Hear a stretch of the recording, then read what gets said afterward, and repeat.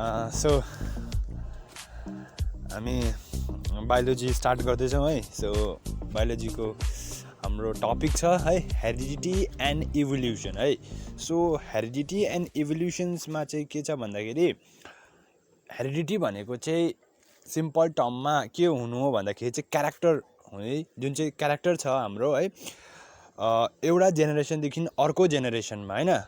Fathers प्यारेन्ट्सदेखि अफस्प्रिङमा जानु जुन चाहिँ क्यारेक्टर्स छ है त्यसलाई चाहिँ हामीले के भनेर भन्यो हेरिडिटी भनेर भन्यो। जस्तै कि इक्जाम्पलको तौरमा हेर्नु पर्दाखेरि एउटा फादरको स्किन कलरहरू भयो होइन, हेयर स्टाइल्सहरू भयो है होइन, त्यो जस्तो क्यारेक्टर्सहरू चाहिँ एउटा जेनेरेसनदेखि अर्को जेनेरेसनमा जुन चाहिँ जाँदैछ है त्यसलाई चाहिँ भन्यो हामीले हेरिडिटी है। र इभोल्युसन भनेको चाहिँ के हो भन्दाखेरि चाहिँ चेन्ज, के चेन्ज आयो त होइन। जस्तो कि पहिला मान्छेहरू फर्स्टमा मान्छेहरू कस्तो थियो है, अहिलेदेखि त्यहाँदेखि लिएर अहिलेसम्ममा मान्छेहरूमा के चेन्ज आयो होइन। सो त्यसलाई चाहिँ भन्छ हामीले इभोल्युसन है। सो हेरिडिटी भनेको क्यारेक्टरहरू ट्रान्सफर हुनु है एउटादेखि अर्कोमा, र इभोल्युसन भनेको चाहिँ चेन्ज होइन, के चेन्ज भयो सो त्यसलाई भन्छ इभोल्युसन। सो टपिक चाहिँ यो छ हाम्रो है, च्याप्टरको टपिक हेरिडिटी एन्ड इभोल्युसन छ है। यसकै बारेमा हामीले यो च्याप्टरमा डिल गर्नेछौँ।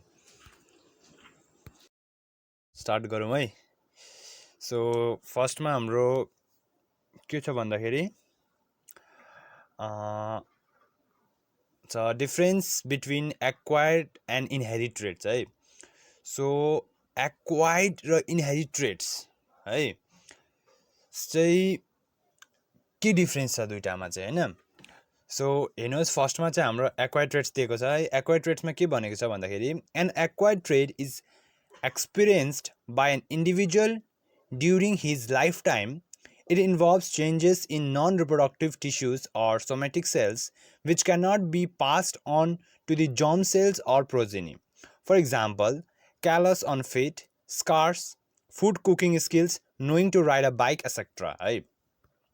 सो के दिएको छ यहाँ चाहिँ भन्दाखेरि हामीलाई चाहिँ एक्वायर्ड ट्रेट्समा चाहिँ के छ भन्दाखेरि यो ट्रेट जुन चाहिँ छ है यो चाहिँ एउटा कुनै पनि इन्डिभिजुअलले आफ्नो लाइफ टाइममा है आफू लाइफ टाइममा सिकेको कुराहरू होइन। यो कुरा चाहिँ एउटा जेनेरेसनदेखि अर्को जेनेरेसनमा जाँदैन है, जाँदैन, यो चाहिँ ट्रान्सफर हुँदैन है। जस्तै कि तपाईँलाई एकदम राम्रो खाना बनाउनु आउँदैछ भने तपाईँको छोराछोरीलाई राम्रो खाना बनाउनु आउँछ भन्ने ग्यारेन्टी छैन है, किनकि यो चाहिँ ट्रान्सफर हुने क्यारेक्टर होइन है। सो यसलाई चाहिँ भन्छ एक्वायर्ड ट्रेट्स है। हामीले हाम्रो लाइफ टाइममा जुन चाहिँ कुरा सिकेको छौँ, जुन चाहिँ कुरा जानेको छौँ है, सो त्यसलाई चाहिँ भन्छ एक्वायर्ड ट्रेट है। सो त्यसलाई चाहिँ के भन्छ एक्वायर्ड ट्रेट्स भनेर भनिन्छ। सो अर्को चाहिँ हेर्नु, अर्को चाहिँ हाम्रोमा दिएको छ इनहेरिट ट्रेट्स है। एक्वायर्ड ट्रेट्स त भइगयो है जुन चाहिँ हामीले हाम्रो लाइफ टाइममा सिक्दैछौँ। अब इनहेरिट ट्रेट्स चाहिँ के हो त भन्दाखेरि inherit traits is a distinguishing quality or characters which one acquires from the ancestors. This involves changes in the DNA, hence they are transmitted to the progeny. For example, height, eye color, blood type, hair color, etc. So inherit traits मा चाहिँ के भन्दैछ भन्दाखेरि यो चाहिँ के यसले चाहिँ इनहेरिट ट्रेटको कारणले गर्दाखेरि नै एउटा के भन्छ कुनै पनि अर्गानिजम हामीले डिस्टिङ्ग्विस गर्न सक्छौँ होइन। सो के भन्छ यो चाहिँ हामीले हाम्रो केबाट पाएको एन्सेस्टर, हाम्रो फादर्सहरू, हाम्रो एन्सेस्टर्सहरूबाट होइन, हाम्रो प्यारेन्ट्सहरूबाट हामीले पाएको होइन, हामीले उनीहरूकोबाट हामीले पाएको क्यारेक्टर्सहरू है। जस्तै कि जसमा के हुन्छ चेन्जेस इन डिएनए है, डिअक्सिराइबोन्युक्लिक एसिड होइन यसमा, र के हुन्छ यो चाहिँ ट्रान्सफर हुन्छ प्रोजेनीमा होइन। जस्तै कि height, eye colour, blood type, hair colour यिनीहरू के हुनसक्छ आफ्नो प्यारेन्ट्सदेखि के हुनसक्छ अफस्प्रिङमा आउनु सक्छ है। सो यो चाहिँ भइगयो इनहेरिट ट्रेट्स है। वेयरएज एक्वायर्ड ट्रेट्स चाहिँ के हुँदैन, ट्रान्सफर हुँदैन है। नेक्स्ट हेरौँ है। सो नेक्स्ट चाहिँ के छ अरे हाम्रोमा भन्दाखेरि चाहिँ अहिलेसम्म त हामीले के पढ्यौँ भन्दाखेरि एक्वायर्ड ट्रेट्स र इनहेरिट ट्रेट्सको बारेमा पढ्यौँ होइन। सो अब नेक्स्ट टपिक चाहिँ तपाईँहरूले हेर्नुहोस् के छ इनहेरिट ट्रेट्सको इक्जाम्पल्स यहाँ दिएको छ है। Consider the following example to understand inherit traits है। सो इनहेरिट ट्रेट्सको इक्जाम्पल्सहरू हामीले यहाँ हेरौँ है। सो के छ हाम्रो भन्दाखेरि early understanding of inherit traits है। So early understanding of inheritance and इभोल्युसन्सको बारेमा चाहिँ यहाँ होइन। सो के दिएको छ यहाँ भन्दाखेरि during his voyage Charles Darwin observed many forms of life. He put forth his theory that evolutions occur as a result of natural selection. Also, variations occur in a population and beneficial variations are selected by nature. है के भन्दैछ भन्दाखेरि आफ्नो जर्नीमा एकदम long journey जुन चाहिँ Charles डार्विनले थियो है उसले के गरेछ भन्दाखेरि धेरैवटा फर्म अफ लाइफ उसले देखेछ अब्जर्भ गरेछ है र उसले आफ्नो थ्योरी जुन चाहिँ अगाडि बढाएर के भन्यो भन्दाखेरि चाहिँ जुन चाहिँ इभोल्युसन हुँदैछ जुन चाहिँ चेन्ज हुँदैछ त्यो चाहिँ केको कारणले गर्दाखेरि भएको भन्दाखेरि नेचुरल सेलेक्सनको कारणले गर्दाखेरि भएको हो है र अल्सो भेरिएसन्स अकर जुन चाहिँ भेरिएसन्स अकर भएको छ पपुलेसनमा है र जुन चाहिँ बेनिफिसियल भेरिएसन्सहरू भएको छ त्यो चाहिँ केको कारणले गर्दाखेरि हो भन्दाखेरि त्यो चाहिँ नेचरको कारणले गर्दा नेचुरल सेलेक्सन है सेलेक्ट गर्छ नेचरले हैन सेलेक्टेड बाई नेचर है र however he could not explain the reason for the occurrence of variations in the environment. This is because law of inheritance, inherited and acquired traits etc. were not known during that time. है तर के भयो जुन चाहिँ Charles डार्विनले जुन चाहिँ भनेको कुरा थियो हैन के गर्छ भेरिएसन जुन चाहिँ हुँदैछ त्यो चाहिँ नेचुरल सेलेक्सनको कारणले गर्दाखेरि हुँदैछ नेचरले सेलेक्ट गर्दैछ तर उसले के गर्नु सकेन भन्दाखेरि चाहिँ अकरेन्स अफ भेरिएसन्स इन्भाइरोमेन्टमा भेरिएसन्स चाहिँ किन हुँदैछ त भन्ने एकदम रिजन्स चाहिँ उसले के गर्नु सकेन एक्सप्लेन गर्नु सकेन है सो त्यही कारणले गर्दाखेरि law of inheritance inherited and acquired ट्रेट्सहरू है त्यो टाइममा के गएन थाहा पाउनु सकेन त्यसको बादमा को आयो मेन्डल है त्यसको बादमा मेन्डल आयो ग्रिगर मेन्डल है he was the father of genetics भनेर भनिन्छ हैन सो ग्रिगर मेन्डलले के गरेछ भन्दाखेरि धेरैवटा एक्सपेरिमेन्टहरू गर्यो र आफ्नो ल अफ इनहेरिटेन्सलाई उसले अगाडि बढायो है उसले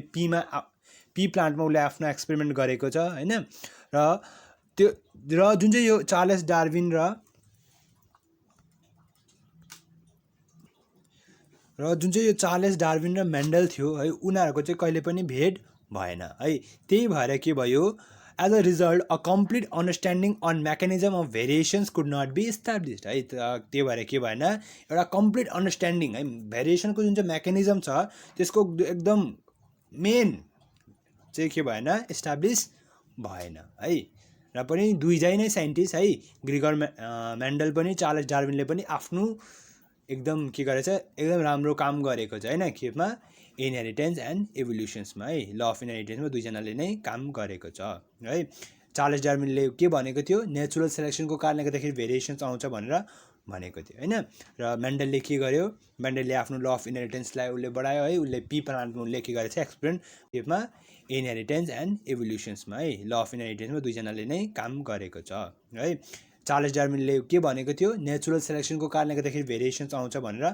भनेको थियो हैन र मेन्डलले के गर्यो मेन्डलले आफ्नो ल अफ इनहेरिटेन्सलाई उसले बढायो है उसले पी प्लान्टमा उसले के गरेछ एक्सपेरिमेन्ट गरेको छ है त्यसको बारेमा हामी फर्दर पढ्नेछौँ सो अर्को हेर्नुहोस् अर्को यहाँ के दिएको छ हाम्रोमा सम इन्ट्रेस्टिङ फ्याक्ट दिएको छ के दिएको रहेछ do you know that Goliath beetle of Africa is the heaviest insect in the world है के अरे गोलियत बिटल है Goliath beetle of Africa is the heaviest insect in the world हैन र इट वेट्स अराउन्ड 99.22 ग्राम है 99.22 ग्राम हुँदो रहेछ हैन र some beetles are even smaller than protozoa तर कतिवटा बिटलहरू के हुन्छ एकदम प्रोटोजुआ भन्दा पनि के हुन्छ सानो हुन्छ अब हेरौँ अब हामी मेन्डल एन्ड हिज एक्सपेरिमेन्ट है मेन्डल र उसको एक्सपेरिमेन्टको बारेमा पढ्दैछौँ है मैले तपाईँहरूलाई अघि नै भनिहालेँ के गरेको थियो मेन्डलले आफ्नो एक्सपेरिमेन्ट केमा गरेको थियो भन्दाखेरि पी प्लान्टमा गरेको थियो भनेर मैले भने हैन सो अब हेर्नुहोस् the individuals of a family parents and offspring have more similarity in comparison to others. This is because certain characters are passed from parents to the offsprings without any variations. है हामीले हेरेको छौँ कुनै पनि individual फ्यामिलीमा parents र अफस्प्रिङको बिचमा के हुन्छ कतिवटा सिमिलर क्यारेक्टर्सहरू हुन्छ है अरू फाल्टो मान्छेहरूको भन्दा यो किन भएको भन्दाखेरि चाहिँ के हुन्छ भन्दाखेरि प्यारेन्ट अफस्प्रिङले के गर्छ आफ्नो प्यारेन्टबाट कतिवटा क्यारेक्टरहरू लिन्छ है कतिवटा क्यारेक्टरहरू के हुन्छ प्यारेन्टकोबाट अफस्प्रिङमा पास हुन्छ के नभएर भेरिएसन नभइकन त्यही भएर एउटा फ्यामिली बिचमा हामीले एउटा फ्यामिलीमा एउटा फादर र सनको बिचमा कतिवटा हामीले सिमिलर क्यारेक्टरहरू देख्नु पाउँछौँ है एज कम्पेयर टु अरू फाल्टो मान्छेहरू भन्दाखेरि हैन सो यो चाहिँ के भएको क्यारेक्टर पास भएको है प्यारेन्ट्सदेखि अफस्प्रिङमा पास भएको क्यारेक्टर हो हैन सो हेर्नुहोस् के रहेछ हाम्रोमा भन्दाखेरि heredity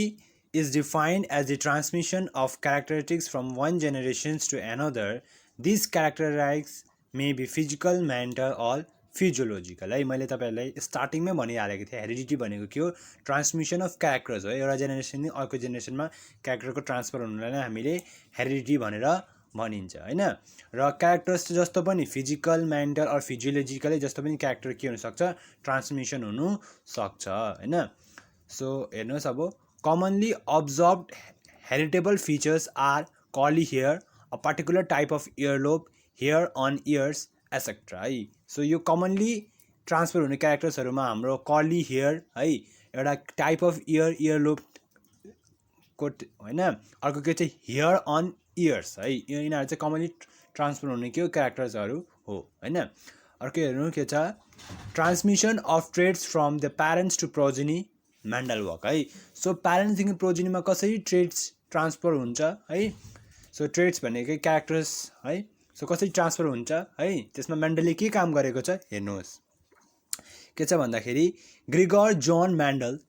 1822 to 1884 was the first to carry out the study on the transmission of characters from the parents to the offspring. He proposed that heredity is controlled by factors which are now believed to be segment of chromosomes or gene.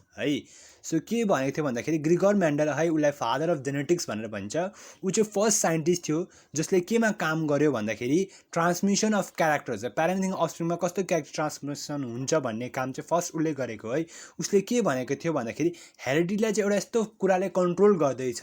है जसको कारणले गर्दाखेरि चाहिँ के हुन्छ भन्दाखेरि चाहिँ characters चाहिँ प्यारेन्ट्सदेखि अफस्प्रिङमा के हुँदैछ जाँदैछ है त्यो कुरालाई उसले के भन्यो फ्याक्टर भनेर भन्यो हैन so which are now believe to be segment of chromosome or gene है अहिले त्यसलाई के भनेर भनिन्छ सेगमेन्ट अफ क्रोमोजोम्स या फिर जिन भनेर भन्छ है उसले चाहिँ के भनेको थियो फ्याक्टर भनेको थियो केही कुरा त छ है जसको कारणले गर्दाखेरि के हुँदैछ क्यारेक्टर ट्रान्सफर हुँदैछ है त्यो कुरा उसले के भनेको थियो फ्याक्टर भनेर भनेको थियो हैन Mendel performed experiment on a garden pisum sativum with different visible contrasting character. He selected 7 contrasting pairs of characters or traits in a garden pea. This include round or wrinkle shield, tall, short plants, green yellow pod color, purple white flower color, axial terminal flower, green yellow seed color and inflated pinched ripe pods. है उसले के गर्थे मेन्डलले केमा experiment गरेको थियो मैले अघि भनिहालेँ गार्डन पीमा है जसको साइन्टिफिक नेम हो पिजम सटिभम हैन र उसले त्योलाई हेरेर उसले सातवटा क्यारेक्टर्स सातवटा कन्ट्रास्टिङ क्यारेक्टर उसले पेयर अफ कन्ट्रास्टिङ क्यारेक्टर उसले निकाल्यो है के गर्यो भन्दाखेरि उसले राउन्ड एन्ड रिङ्कल सिल्ड उसले एउटा लियो एउटा टल डोफ प्लान्ट लियो एउटा क्यारेक्टर निकाल्यो ग्रीन येल्लो पट कलर अर्को पर्पल व्हाइट फ्लावर कलर अर्को एक्जेल टर्मिनल फ्लावर अर्को ग्रीन येल्लो सीड कलर र अर्को इन्फ्लाटेड पिन्च राइप पट्स उसले यो 7 पेयर अफ कन्ट्रास्टिङ क्यारेक्टर्स उसले निकाल्यो हैन त्यसको बाद के गर्यो भन्दाखेरि हेर्नुहोस् मेन्डल एक्सो सीड कलर र अर्को इन्फ्लाटेड पिन्च राइप पट्स उसले यो 7 पेयर अफ कन्ट्रास्टिङ क्यारेक्टर्स उसले निकाल्यो हैन त्यसको बाद के गर्यो भन्दाखेरि हेर्नुहोस् मेन्डल एक्सपेरिमेन्ट अब मेन्डलले कसरी एक्सपेरिमेन्ट गर्यो त Mendel performed experiment in 3 stages उसले 3टा स्टेजेसमा के गरेछ आफ्नो एक्सपेरिमेन्ट गरेछ है सो फर्स्ट चाहिँ छ selection of true breeding parents एउटा त ट्रु ब्रिडिङ प्यारेन्ट सेलेक्सन गर्यो अर्को अब्टेनिङ F1 प्लान्ट है F1 भनेको फर्स्ट प्रोजेनी हैन त्यसको बादमा र अर्को चाहिँ के गरेछ सेल्फ पोलिनेसन है F1 लाई उसले जब F1 पायो F1 लाई उसले सेल्फ पोलिनेट गरेर के गरेछ प्लान्ट जेनेरेट गरेछ F2 एन्ड F3 प्लान्ट्स उसले बनाएछ यो 3टा स्टेजेसमा मेन्डलले के गर्यो आफ्नो एक्सपेरिमेन्ट गरेछ अब हेर्नुहोस् है त है हामीले के पढ्दै थियौँ भन्दाखेरि मेन्डलको एक्सपेरिमेन्ट पढ्दै थियौँ जसमा हामीले के पढ्यौँ भन्दाखेरि मेन्डलले जुन चाहिँ आफ्नो काम छ है एक्सपेरिमेन्ट चाहिँ उसले 3टा स्टेजमा गरेको थियो हैन फर्स्टमा उसले के गर्यो सेलेक्सन अफ प्यारेन्ट्स कस्तो प्यारेन्ट ट्रु ब्रिडिङ है सो अब हेरौँ हामी यहाँ फर्स्ट पोइन्ट त्यही छ सेलेक्सन अफ प्यारेन्ट्स छ है र के गर्यो भन्दाखेरि चाहिँ Mendel selected true breeding pea plant with constructing characters for his experiment. True breeding plant is the one that produce an offspring with the same characters on self-pollination. For example, a tall plant is said to be true breeding when all its progeny formed after self-pollinations are tall. है के भयो अरे भन्दाखेरि चाहिँ मेन्डलले एउटा true breeding parents P plants उसले select गर्यो है र ट्रु ब्रिडिङ त्यो सातवटा कन्स्ट्रक्टिङ क्यारेक्टर जुन चाहिँ मैले भनेको थिएँ है टल ड्वार्फ राउन्ड एन्ड रिङ्कल सिडहरू जुन चाहिँ भनेको थिएँ त्यो क्यारेक्टर भएको उसले एउटा true breeding pea plant select गर्यो होइन र ट्रु ब्रिडिङ पी प्लान्ट चाहिँ कस्तो हो भन्दाखेरि चाहिँ त्यो प्लान्ट हो जसलाई सेल्फ पोलिनेसन गर्दाखेरि है त्यही सेल्फ जुन चाहिँ अफस्प्रिङ आउँछ त्यो चाहिँ त्यस्तै खालके आउँछ सेम फर इक्जाम्पल एउटा टल प्लान्टलाई हामीले ट्रु ब्रिडिङ कब भनिनु सक्छ भन्दाखेरि जब त्यसलाई हामीले क्रस पोलिनेसन सेल्फ पोलिनेसन गर्छौँ नि तब के हुनु पऱ्यो त्यसको अफस्प्रिङ पनि के हुनु पऱ्यो टल नै हुनु पऱ्यो है सो त्यसलाई चाहिँ हामीले के भनेर भनिन्छ ट्रु ब्रिडिङ भनेर भनिन्छ होइन अर्को उसले के गर्यो obtain F1 plant self pollination गरेपछि के भयो F1 प्लान्ट पायो होइन सो F1 प्लान्टमा के पायो भन्दाखेरि F1 जेनेरेसन फर्स्ट जेनेरेसन होइन is the first filial generation and first generation is to be formed after crossing the desirable parents. For example, Mendel crossed a pure tall pea plant with pure dwarf pea plant. All F1 plants were found to be tall. है के गर्यो भन्दाखेरि production of F1 plant या फिर filial generation first filial generations भनौँ first जुन चाहिँ पाएको थियो त्यो चाहिँ के भएको थियो भन्दाखेरि दुईटा डिजायरेबल प्यारेन्टलाई क्रस गरेर है फर इक्जाम्पल मेन्डलले के गर्यो भन्दाखेरि एउटा प्योर टल प्लान्टलाई उसले के गरिदियो एउटा डफ प्लान्टसँग उसले क्रस गरिदियो क्रस गरेपछि हामीले के पायो F1 प्लान्ट्स पायो है F1 प्लान्ट कस्तो पायो टल पायो होइन एउटा टल प्योर टल प्लान्टलाई र डफ प्लान्टलाई क्रस गर्दाखेरि उसले F1 के पायो टल पायो होइन सो थर्ड स्टेज उसको के थियो त्यो जुन चाहिँ उसले टल पाएको छ नि F1 त्यसलाई सेल्फ गरेर उसले F2 एन्ड F3 पायो हेरौँ अब के छ त्यहाँ result of self pollination of F1 plant जुन चाहिँ F1 उसले टल पाएको थियो फर्स्टमा उसले के गरेको थियो एउटा प्योर टल प्लान्ट र एउटा प्योर प्लान्टलाई उसले क्रस गराएको थियो होइन सो त्यहाँबाट उसले के पाएको थियो F1 पाएको थियो होइन त्यो F1 लाई उसले फेरि सेल्फ गराइदियो हेरौँ है त्यो के भएको थियो Mendel found that on self pollination of F1 plant the progenies obtained in F2 generations were not all the tall. Instead, 1/4 of F2 plants are found to be short. के भएछ भन्दाखेरि जब मेन्डलले सेल्फ पोलिनेसन गर्यो F1 को तब जुन चाहिँ उसले F2 पायो त्यसमा सबैजना टल थिएन है सपोज उसले चारवटा प्लान्ट प्रोजेनी पाउँदैछन् त्यसमा एउटा चाहिँ के थियो ड्वार्फ थियो अरू चाहिँ उसले चारवटा प्लान्ट प्रोजेनी पाउँदैछन् त्यसमा एउटा चाहिँ के थियो ड्वार्फ थियो अरू चाहिँ टल थियो है त्यो उसले पायो होइन फर इक्जाम्पल म तपाईँहरूको यहाँ तपाईँलाई देखाउँछु है फर्स्टमा उसले के गरेको थियो उसले एउटा टल प्लान्टले हेर्नुहोस् है यो टी क्यापिटल टी चाहिँ तपाईँको टल मानिलिउँ र स्मल टी तपाईँको के मानिलिउँ डफ मानिलिउँ होइन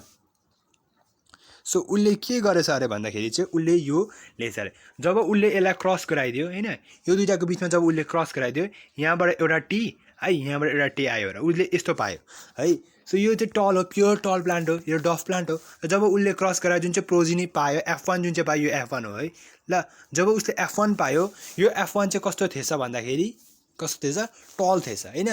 र यहाँ डफको क्यारेक्टर देखेन हामीले जब यसलाई उसले सेल्फ गरायो टिटीलाई के गर्यो टिटीसँगै क्रस गरायो फेरि टिटी होइन यसलाई सेल्फ गराइदियो सेल्फ गरेपछि जुन चाहिँ उसले F2 पायो है जुन चाहिँ उसकोमा F2 थियो त्यो F2 चाहिँ कस्तो थिएछ भन्दाखेरि एउटा त कस्तो थिएछ हेर्नुहोस् एउटा यो पायो क्यापिटल टी अर्को पायो क्यापिटल टी स्मल टी अर्को पायो क्यापिटल टी स्मल टी है र लास्ट पायो small T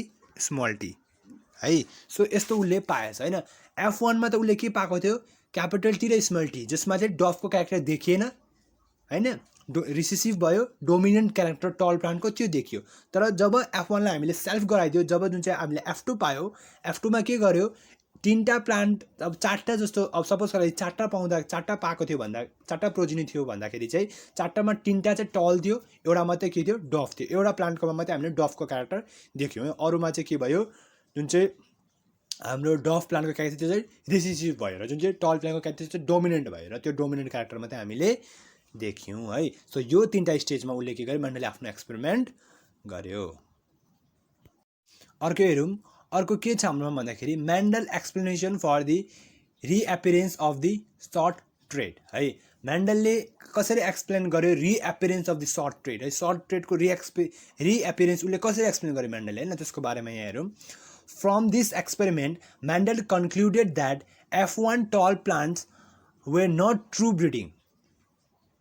They were carrying both short and tall height traits. They appeared tall because tall trait was dominant over short trait.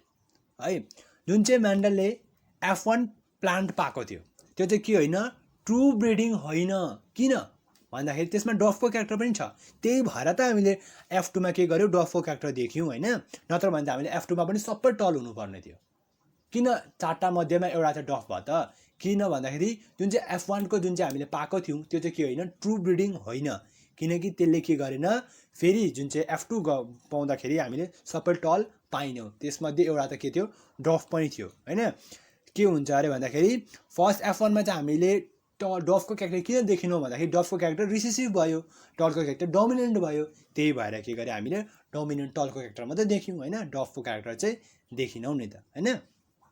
So अर्को हेर्नु यहाँ के छ डोमिनेन्ट ट्रेड र रिसेसिभ ट्रेडको बारेमा भनेको छ है सो के भनेको छ भन्दाखेरि dominant trait it is a trait or characteristics which is able to express itself over another constructing trait. For example, tall plants are dominant over short plants. है जस्तै कि मैले अघि नै भनिहालेँ जब हाम्रो यो क्यापिटल टी र स्मल टी छ है जसले के बुझाउँछ क्यापिटल टीले टल स्मल टीले डफ हैन यहाँ के भयो क्यापिटल टी डोमिनेन्ट भयो नि त F1 मा हैन त्यही भएर हामीले टल प्लान्ट देख्यौँ डफ प्लान्ट हामीले देखिनौँ त्यही भएर यो क्यापिटल टी के भयो डोमिनेन्ट भयो र स्मल टी के भयो रिसेसिभ भयो रिसेसिभ भनेको के अरे हुनु It is a trait which is unable to express its effect in the presence of the dominant trait. है यो क्यापिटल टी स्मल टीले के गर्दैन क्यापिटल टीसित हुँदाखेरि आफ्नोलाई एक्सप्रेस गर्न सक्दैन किनकि क्यापिटल टी के छ डोमिनेन्ट छ नि त हैन डोमिनेन्ट क्यारेक्टरको अगाडि उसले आफूले आफूलाई एक्सप्रेस गर्नु सक्दैन जब स्मल टी हुन्छ तब मात्रै हामीले के गर्न सक्छौँ डफको क्यारेक्टर देख्नु सक्छौँ है तर डोमिनेन्टसित हुँदाखेरि हामीले डफको क्यारेक्टर देख्नु सकेनौँ है सो हेर्नुहोस् Mendel represent the dominant trait as uppercase T, that is T for tallness, and the recessive trait as lowercase small t, that is T for shortness. These traits are actually the genes present in the chromosome of a shell. है मैले अघि नै भनिहालेँ उसले टललाई capital टीले represent गर्यो डफलाई small टीले represent गर्यो हैन र यो चाहिँ के अरे एक्चुअली चाहिँ gene present in the chromosome of the cell है सेलमा जुन चाहिँ क्रोमोजोम भयो त्यसको जिनको हैन एक्चुअली त्यो प्रेजेन्ट छ सो यहाँ मैले अघि यो क्रस मैले अघि तपाईहरुलाई गरेर देखाएको छु है so this Mendel experiment can be represented as follow जुन चाहिँ मैले अघि क्रस गराएको थिएँ नि हैन जुन चाहिँ यो प्यारेन्ट्स भयो अरे हैन प्यारेन्ट्समा यो उसले क्यापिटल टी हेर्नुहोस् जब उसले यहाँ पर क्यापिटल टी उसले लियो हैन यहाँ उसले स्मल टी लियो हैन जब उसले F1 पायो F1 मा उसले के पायो capital T small T small T capital T small T capital प्यारेन्ट्समा यो उसले क्यापिटल टी हेर्नुहोस् जब उसले यहाँ पर क्यापिटल टी उसले लियो हैन यहाँ उसले स्मल टी लियो हैन जब उसले F1 पायो F1 मा उसले के पायो capital T small T small T capital T small T उसले यो सबै यो पाए सबै टल थियो है डफको क्यारेक्टर यहाँ देखेनौँ जब हामीले यिनीहरूलाई सेल्फ गरिदियौँ हैन कैपिटल टी स्मल टी हैन जब यसलाई हामीले सेल्फ गरिदियौँ हैन सेल्फ गर्दा जुन चाहिँ हाम्रो F2 आयो F2 मा कैपिटल टी स्मल टी है र चाहिँ स्मल टी आयो हैन सो यसमा हामीले तीनटा त टल देख्यौँ तर एउटा त के देख्यौँ डफ देख्यौँ नि त हैन सो यो चाहिँ मेन्डलले यसरी आफ्नो एक्सपेरिमेन्ट गरेको छ है हेर्नुहोस् सो यो चाहिँ मेन्डलको एक्सपेरिमेन्ट हैन कसरी उसले गरेको थियो मैले अघि पनि भनिदिएको अर्को हेर्नुहोस् है हामीले मेन्डलको एक्सपेरिमेन्टको बारेमा पढ्यौँ हैन सो यहाँ हेर्नुहोस् के लेखेको छ अर्को चाहिँ भन्दाखेरि तपाईको revival of the trade that was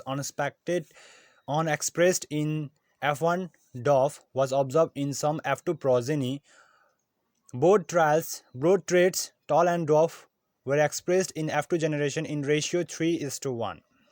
Mendel proposed that something is being passed unchanged from generation to generation. He called this thing as factor, presently called genes. Factors contain and carry hereditary informations है. So हामीले मेन्डलको जुन चाहिँ हामीले experiment हेऱ्यौँ है P प्लान्टमा, garden pea, यानि त्यसको scientific name पिजम सथाइवम है. सो त्यो हेऱ्यौँ हामीले र त्यसमा चाहिँ के थियो भन्दाखेरि चाहिँ जुन चाहिँ हामीले जब जुन चाहिँ क्रस गरायो टल र डफलाई, जब हामीले फर्स्टमा क्रस गरायो F1 हाम्रो के आएको थियो भन्दाखेरि चाहिँ टल मात्रै आएको थियो. हामीले डफको क्यारेक्टर त्यहाँ देख्नु पाएको थिएन. किन भन्दाखेरि डफ चाहिँ रिसेसिभ थियो र टल चाहिँ डोमिनेन्ट भएको कारणले गर्दाखेरि हामीले डफको क्यारेक्टर देख्नु पाएन है. तर जब हामीले F2 फेरि त्यसलाई सेल्फ क्रस गरायो, F1कोलाई सेल्फ गराउँदाखेरि फेरि F2 जुन हाम्रो आयो त्यसमा हामीले के देख्नु पायौँ, डफको क्यारेक्टर पनि देख्नु पायौँ. त्यो हुँदा चाहिँ के भयो भन्दाखेरि चाहिँ त्यो फर्स्टमा चाहिँ के भएको रहेछ भन्दाखेरि डफको क्यारेक्टर पनि थिएछ F1मा पनि, तर नदेखिएको होइन, किनकि डफ रिसेसिभ थियो. तर हामीले F2मा चाहिँ देख्नु पायौँ होइन. र के हुन्छ, डफ चाहिँ जुन चाहिँ जब त्यो स्मल टी हुँदा मात्रै त्यसले आफूलाई एक्सप्रेस गर्नु सक्छ. जब त्यो क्यापिटल टीसँग हुन्छ तब त्यसले आफूलाई एक्सप्रेस गर्नु सक्दैन, किनकि त्यो रिसेसिभ हुन्छ र अर्को टलको क्यारेक्टर जुन चाहिँ त्यो चाहिँ डोमिनेन्ट हुन्छ. र जुन चाहिँ हाम्रो F2 थियो है, त्यसको फिनोटाइपिक रेसियो जुन चाहिँ छ, फिनोटाइपिक रेसियो यहाँ हेर्नुहोस्, किनकि हाम्रोमा के थियो भन्दाखेरि एउटा त के थियो हेर्नुहोस्, हाम्रो के थियो, एउटा त क्यापिटल टी थियो होइन, अर्को एउटा क्यापिटल टी स्मल टी थियो, एउटा क्यापिटल टी स्मल टी थियो, अर्को चाहिँ थियो हाम्रोमा स्मल टी थियो होइन. सो यसमा हाम्रो के छ, फिनोटाइपिक यसो हेर्दाखेरि हाम्रोमा तिनवटा टल छ, यो र यो तिनवटा टल छ होइन. सो 3:2 है. अर्को स्मल टी भएको त एउटा मात्रै छ, डफको भएको होइन, त्यही भएर 1 है. यस्तो हेर्दाखेरि तिनवटा टल छ र एउटा डफ छ, त्यही भएर फिनोटाइपिक रेसियो चाहिँ 3:1 हुन्छ. तर जिनोटाइपिक रेसियो हेर्दाखेरि हाम्रोमा कति हुन्छ, 1:2:1 हुन्छ, किनकि यो फर्स्टको यो एउटा टल भएको होइन. सो यो र यो दुईवटा सेम खालके छ, सो भएर 2 एउटा छ, त्यही भएर 1. सो जिनोटाइपिक रेसियो चाहिँ 1:2:1 र फिनोटाइपिक रेसियो चाहिँ 3:1 भयो होइन. र मेन्डलले जुन चाहिँ आफ्नो के गर्यो, क्रस गर्यो, जुन चाहिँ एक्सपेरिमेन्ट हेऱ्यो, उसले के भने, केही न केही चाहिँ जेनेरेसन आफ्टर जेनेरेसन पास हुँदैछ भन्यो होइन. जसले के गर्दैछ, हेरिडिटरी इन्फर्मेसन क्यारी गर्दैछ, त्यसलाई उसले फ्याक्टर भनेको थियो. र अहिले चाहिँ हामीले त्यसलाई के भनेर भन्छौँ, जिन्स भनेर भन्छौँ है. सो अर्को हेर्नुहोस्, traits may not show up in an individual but are passed on the next generation. हामीले ट्रेट्स चाहिँ इन्डिभिजुअलमा देखिँदैन, तर पनि के हुन्छ, एउटा जेनेरेसन अर्को जेनेरेसनमा चाहिँ पास्ड हुन्छ होइन. र त्यो पास गर्ने काम कसले गर्छ, फ्याक्टर यानि जिन्सले गर्छ.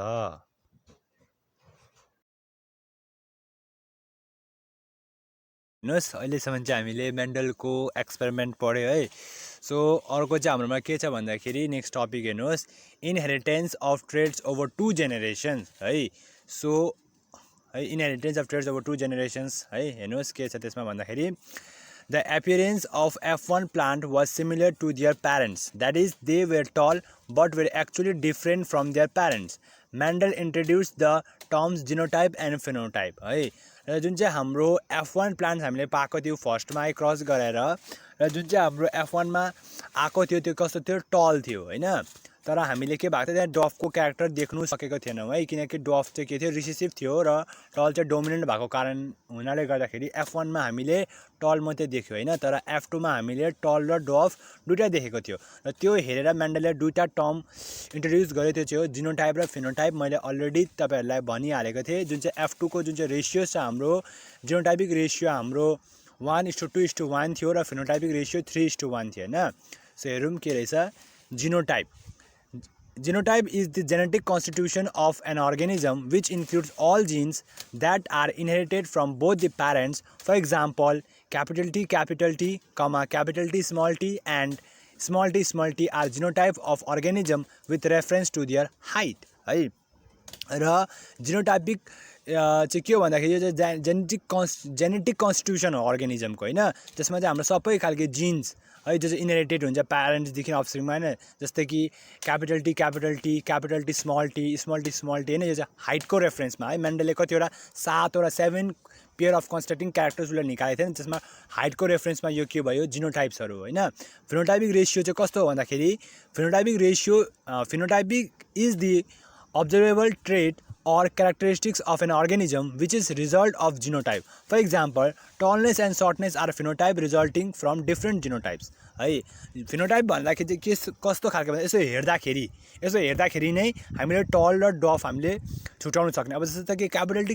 पनि टल नै हो र क्यापिटल टी र स्मल टी पनि के हो टल नै हो। सो यो दुईटा एउटा फिनोटाइपमा आउँछ हैन। तर वेरा स्मल टी चाहिँ के हो डफ हो। यो त्यही भएर अर्कै फिनोटाइप भयो हैन। तर जिनोटाइप चाहिँ के हो एकदम जिनलाई हेरेर नै हेर्दाखेरि त क्यापिटल टी फाल्टे क्यापिटल टी स्मल टी फाल्टे हुन्छ है। सो हेर्नुहोस्, the above experiment of Mendel involved only one pair of constructing characters, tall and short plant height. So it is called monohybrid cross. र मेन्डलले जुन चाहिँ हामीले माथि एक्सपेरिमेन्ट पढ्यो है यसमा खाली के छ एउटै क्यारेक्टरलाई लिएर मात्रै एउटा ट्रेटलाई मात्रै लिएर मात्रै क्रस गरेको छ। त्यही भएर त्यसलाई मोनोहाइब्रिड क्रस भन्यो हैन। अर्को कस्तो हुन सक्छ भन्दाखेरि if two pair of contrasting characters are involved then the cross is termed as dihybrid cross है। तर दुईटै क्यारेक्टर सँगै भएकोलाई हामीले क्रस गराइदियो भने चाहिँ त्यसलाई हामीले के भन्छ डाइहाइब्रिड क्रस भनेर भनिन्छ। हेर्नुहोस् के छ हाम्रो भन्दाखेरि इनहेरिटेन्स अफ टू जिन। अब दुईटा जिन यानी डाइहाइब्रिड क्रस गर्दैछ हामीले। यहाँ हेर्नुहोस् in dihybrid cross we consider two characters example seed colour and seed shape है। हामीले डाइहाइब्रिड क्रसमा हामीले दुईटा उयो लिएको छ क्यारेक्टर लिएको छ सीड कलर र सीड सेपको है। Yellow colour and round shape is dominant over green colour and wrinkle shape है। येल्लो कलर चाहिँ ग्रीन कलरमा डोमिनेन्ट छ र राउन्ड सेप चाहिँ रिङ्कल कलरमा डोमिनेन्ट छ भने चाहिँ राउन्ड सेप र येल्लो कलर डोमिनेन्ट क्यारेक्टर भइगयो, ग्रीन कलर र रिङ्कल सेप चाहिँ रिसेसिभ क्यारेक्टर भइगयो हैन। सो अब यहाँ क्रस हेर्नुहोस्, म तपाईँहरूलाई क्रस गरेर देखाउँछु। हेर्नुहोस् है त फर्स्ट हाम्रोमा के दिएको छ भन्दाखेरि हाम्रोमा क्यापिटल आर र क्यापिटल वाई यो एउटा दिएको छ हैन। र अर्को दिएको छ स्मल आर रिङ्कल्ड हो यो small R, capital R round भएको, क्यापिटल वाई येल्लो भने स्मल वाई चाहिँ के हो हाम्रो फेरि रिङ्कल मतलब ग्रीन कलर हैन। सो जब यो दुईटाको क्रस भयो हाम्रोमा के आउँछ एउटा आउँछ क्यापिटल आर, एउटा आउँछ स्मल आर, एउटा आउँछ क्यापिटल वाई र अर्को आउँछ स्मल वाई है। सो यो आयो हैन। अब यसलाई चाहिँ हामीले सेल्फ गरिदिउँ है। जुन चाहिँ हाम्रो F1 आएको छ है यो F1 लाई चाहिँ हामीले सेल्फ गरिदिउँ भने के हुन्छ भन्दाखेरि हेर्नुहोस् है त। So capital R capital Y है। So small R capital R small Y र अर्को हुन्छ तपाईको स्मल आर अर्को हुन्छ स्मल आर र स्मल वाई है। सो यसलाई चाहिँ क्रस गराइदिउँ। क्रस गर्दाखेरि यहाँ क्रस गराइदिउँ एउटा हुन्छ capital R capital Y small R capital Y तपाईको क्यापिटल आर स्मल वाई र अर्को हुन्छ स्मल आर स्मल वाई है। सो यसलाई क्रस गर्दाखेरि सो फर्स्टमा क्यापिटल आर यो क्रस गर्दाखेरि हाम्रो के आउँछ हाम्रो क्यापिटल आर छ दुईटा आर छ हेर्नुहोस् क्यापिटल आर क्यापिटल वाई यो आउँछ है। सो यसलाई फेरि योसँग क्रस गराउँदाखेरि के आउँछ हाम्रो एउटा क्यापिटल आर आउँछ, एउटा क्यापिटल आर एउटा स्मल आर र अर्को क्यापिटल वाई आउँछ हैन। सो फेरि यसलाई योसित capital R capital Y small Y आउँछ। फेरि यसलाई यो परकोसित है योसित यो फर्स्टको लागि छ नि फर्स्टको लागि योसित capital R capital Y small Y यसरी नै यो सबै क्रस गरायो भने जुन चाहिँ हाम्रो यहाँ तपाईहरुले यहाँ बक्समा हेर्न सक्नुहुन्छ है। सो यहाँ हेर्नुहोस्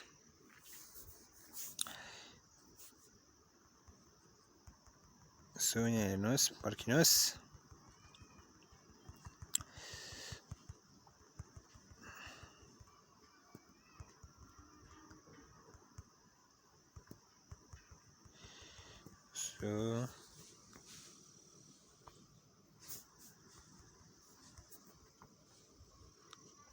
हेर्नुहोस् है तपाईले यहाँ हेर्न सक्नुहुन्छ है। हामीले जुन चाहिँ यो अघि मैले भनेको थिएँ नि यहाँ हेर्नुहोस् है हाम्रोमा के छ हाम्रोमा यो फर्स्टको यहाँ हेर्नुहोस् है हाम्रोमा के छ हाम्रोमा यो फर्स्टको र यो है यसलाई हामीले क्रस गराउँदाखेरि हामीले यो पायौं हैन। र यसलाई हामीले एउटापट्टि यहाँ लेख्यौँ है, यहाँ लेख्यौँ र अर्कोलाई यहाँ लेख्यौँ हैन। सो यहाँ क्रस गराइदिउँ है। सो हाम्रो यो भयो, यो चाहिँ के डाई हाइब्रिड क्रस हो। हामीले के गरेको दुईटा क्यारेक्टर लिएर हामीले क्रस गराइदिएको। यहाँ के छ भन्दाखेरि यहाँ हाम्रो फिनोटाइपिक रेसियो हेरौँ है। फिनोटाइपिक रेसियो हेर्दाखेरि यसो हेर्दाखेरि नै देखिने रेसियो कस्तो छ हाम्रो भन्दाखेरि 9:3:3:1। जुन चाहिँ यो येल्लो बक्स देखाएको छ नि, यो येल्लो बक्स एउटै खालके छ हो, येल्लो बक्स एउटै खालके छ है। सो अर्को हेर्नु ग्रीन बक्स, तपाईँको जति ग्रीन बक्स त्यो एउटै खालके छ। अर्को ओरेन्ज कलरको बक्स हेर्नु तपाईँको एउटै खालके छ है, र यो डार्क ग्रीन छ लास्टमा त्यो एउटा खालके छ। सो यसको फिनोटाइपिक रेसियो चाहिँ 9:3:3:1 छ। जिनोटाइपिक रेसियो त अझै फाल्टै हुन्छ डल्लै हैन। सो जिनोटाइपिक रेसियो अझै बेसी हुन्छ। जिनोटाइपिक रेसियो कस्तो हुन्छ भन्दाखेरि तपाईँको capital R capital R capital Y एउटा खालके छ हो, यो एउटै मात्रै छ, त्यही भएर 1 हैन, 1:। अर्को capital R small R capital Y यस्तो खालको कस्तो छ, capital R small R capital Y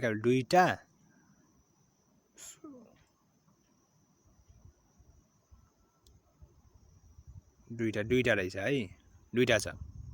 2 है। अर्को capital R capital Y small Y, दुईटा क्यापिटल आर स्मल वाई भएको, यो पनि दुईटा छ 2। अर्को हेर्नु capital R capital Y small Y, दुईटा capital R capital Y small, दुईटा capital R capital Y small Y, तीनटा capital R capital Y small Y, तीनटा, चारटा 4, चारटा रहेछ 1:2:2:4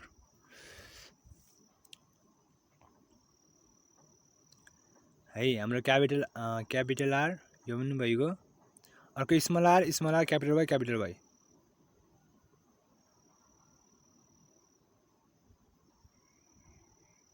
दुईटा स्मल आर दुईटा क्यापिटल वाई भएको, एउटै मात्रै छ है। सो 1। अर्को दुईटा small R capital Y small Y, एउटा दुईटा,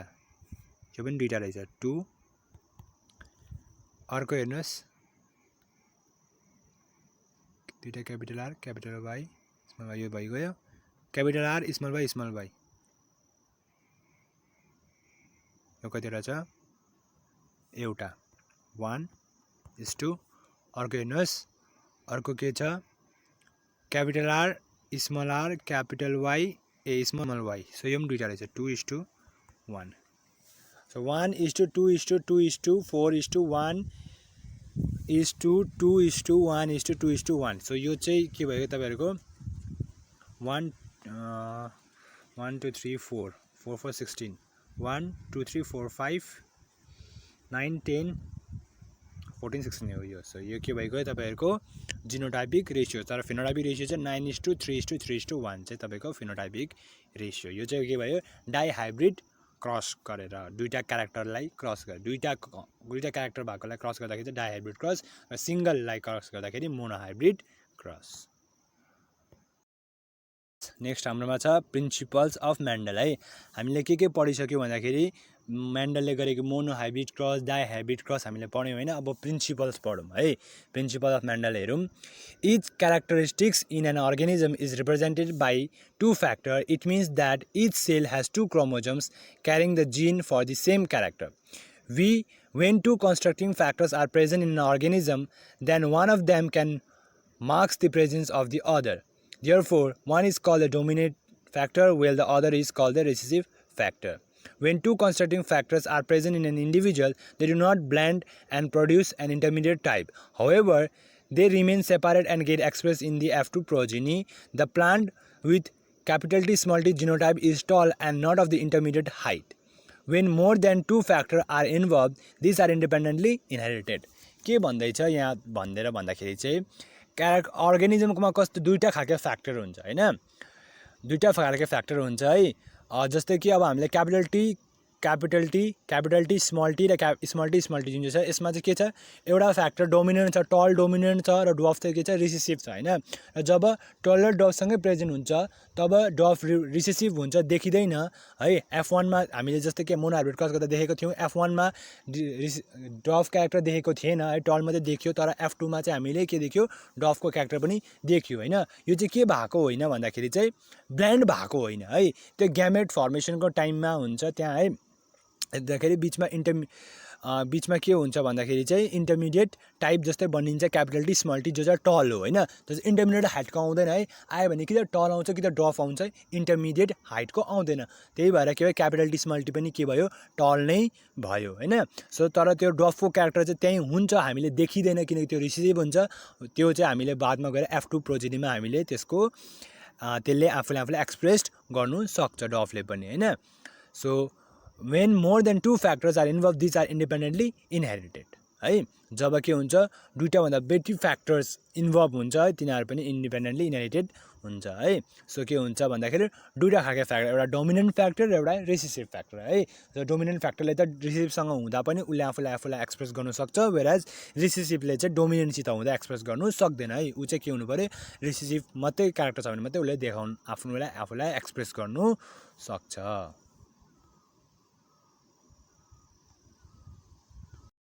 नेक्स्ट के छ हाम्रोमा मेन्डल ल अफ इनहेरिटेन्स है। मेन्डलको इनहेरिटेन्सको ल है के छ हेरौँ। Based on his experiment Mendel propose 3 law or principal of inheritance है। मेन्डलले आफ्नो एक्सपेरिमेन्टमा है आफूले जुन चाहिँ काम गरेको थियो त्यसलाई हेरेर उसले 3टा ल बनायो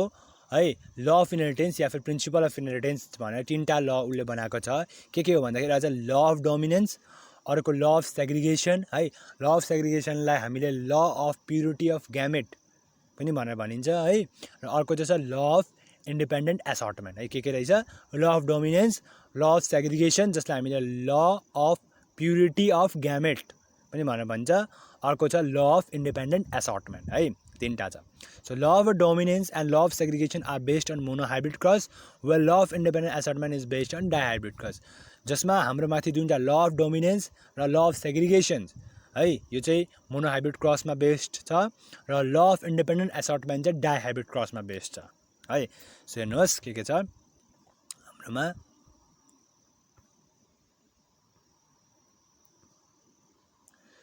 हेर्नुहोस् ल अफ डोमिनेन्समा हेर्नुहोस् according to this law character are controlled by discrete unit called factor which occur in pair with one member of the pair dominating over the other in a dissimilar pair. This law explains expressions of only one of the parental character in F1 generation and expressed of both in F2 generation. Law of dominance ले के भनेर भन्छ भन्दाखेरि जुन चाहिँ हामीले cross गरेको थियो हेर्नुहोस् है। सो जुन चाहिँ हामीले यो क्यापिटल टी स्मल टी को जुन चाहिँ क्रस गर्दाखेरि हाम्रो क्यापिटल टी स्मल टी आएको थियो है। फेरि F2 मा हाम्रो क्यापिटल टी स्मल टी र स्मल टी है जुन चाहिँ आएको थियो है। के भन्छ भन्दाखेरि यसले चाहिँ अकर्डिङ टु दिस लले के भन्छ भन्दाखेरि जुन चाहिँ हाम्रो F1 जेनेरेसन आउँछ नि त्यसमा चाहिँ हामीले के भन्छ टल मात्रै देख्नु पायो है, ड्वार्फ त देख्नु पाएन। के भयो डोमिनेन्ट भयो, टल चाहिँ ड्वार्फमाथि के भयो डोमिनेन्ट भयो। र यसले चाहिँ के भन्छ भन्दाखेरि F1 जेनेरेसनमा के हुन्छ एउटा क्यारेक्टर डोमिनेन्ट हुन्छ, अर्को रिसिसिभ हुन्छ है। र जुन चाहिँ त्यो रिसिभ भएको छ त्यसलाई चाहिँ हामीले फेरि F2 मा देख्नु सकिन्छ भनेर कसले भन्छ ल अफ डोमिनेन्सले भन्छ। नेक्स्ट के छ हाम्रोमा ल अफ सेग्रिगेसन है। ल अफ डोमिनेन्स त भयो, अब ल अफ सेग्रिगेसन। दिस ल state that the two alleles of a pair segregate or separate during gamete formation in such a way that a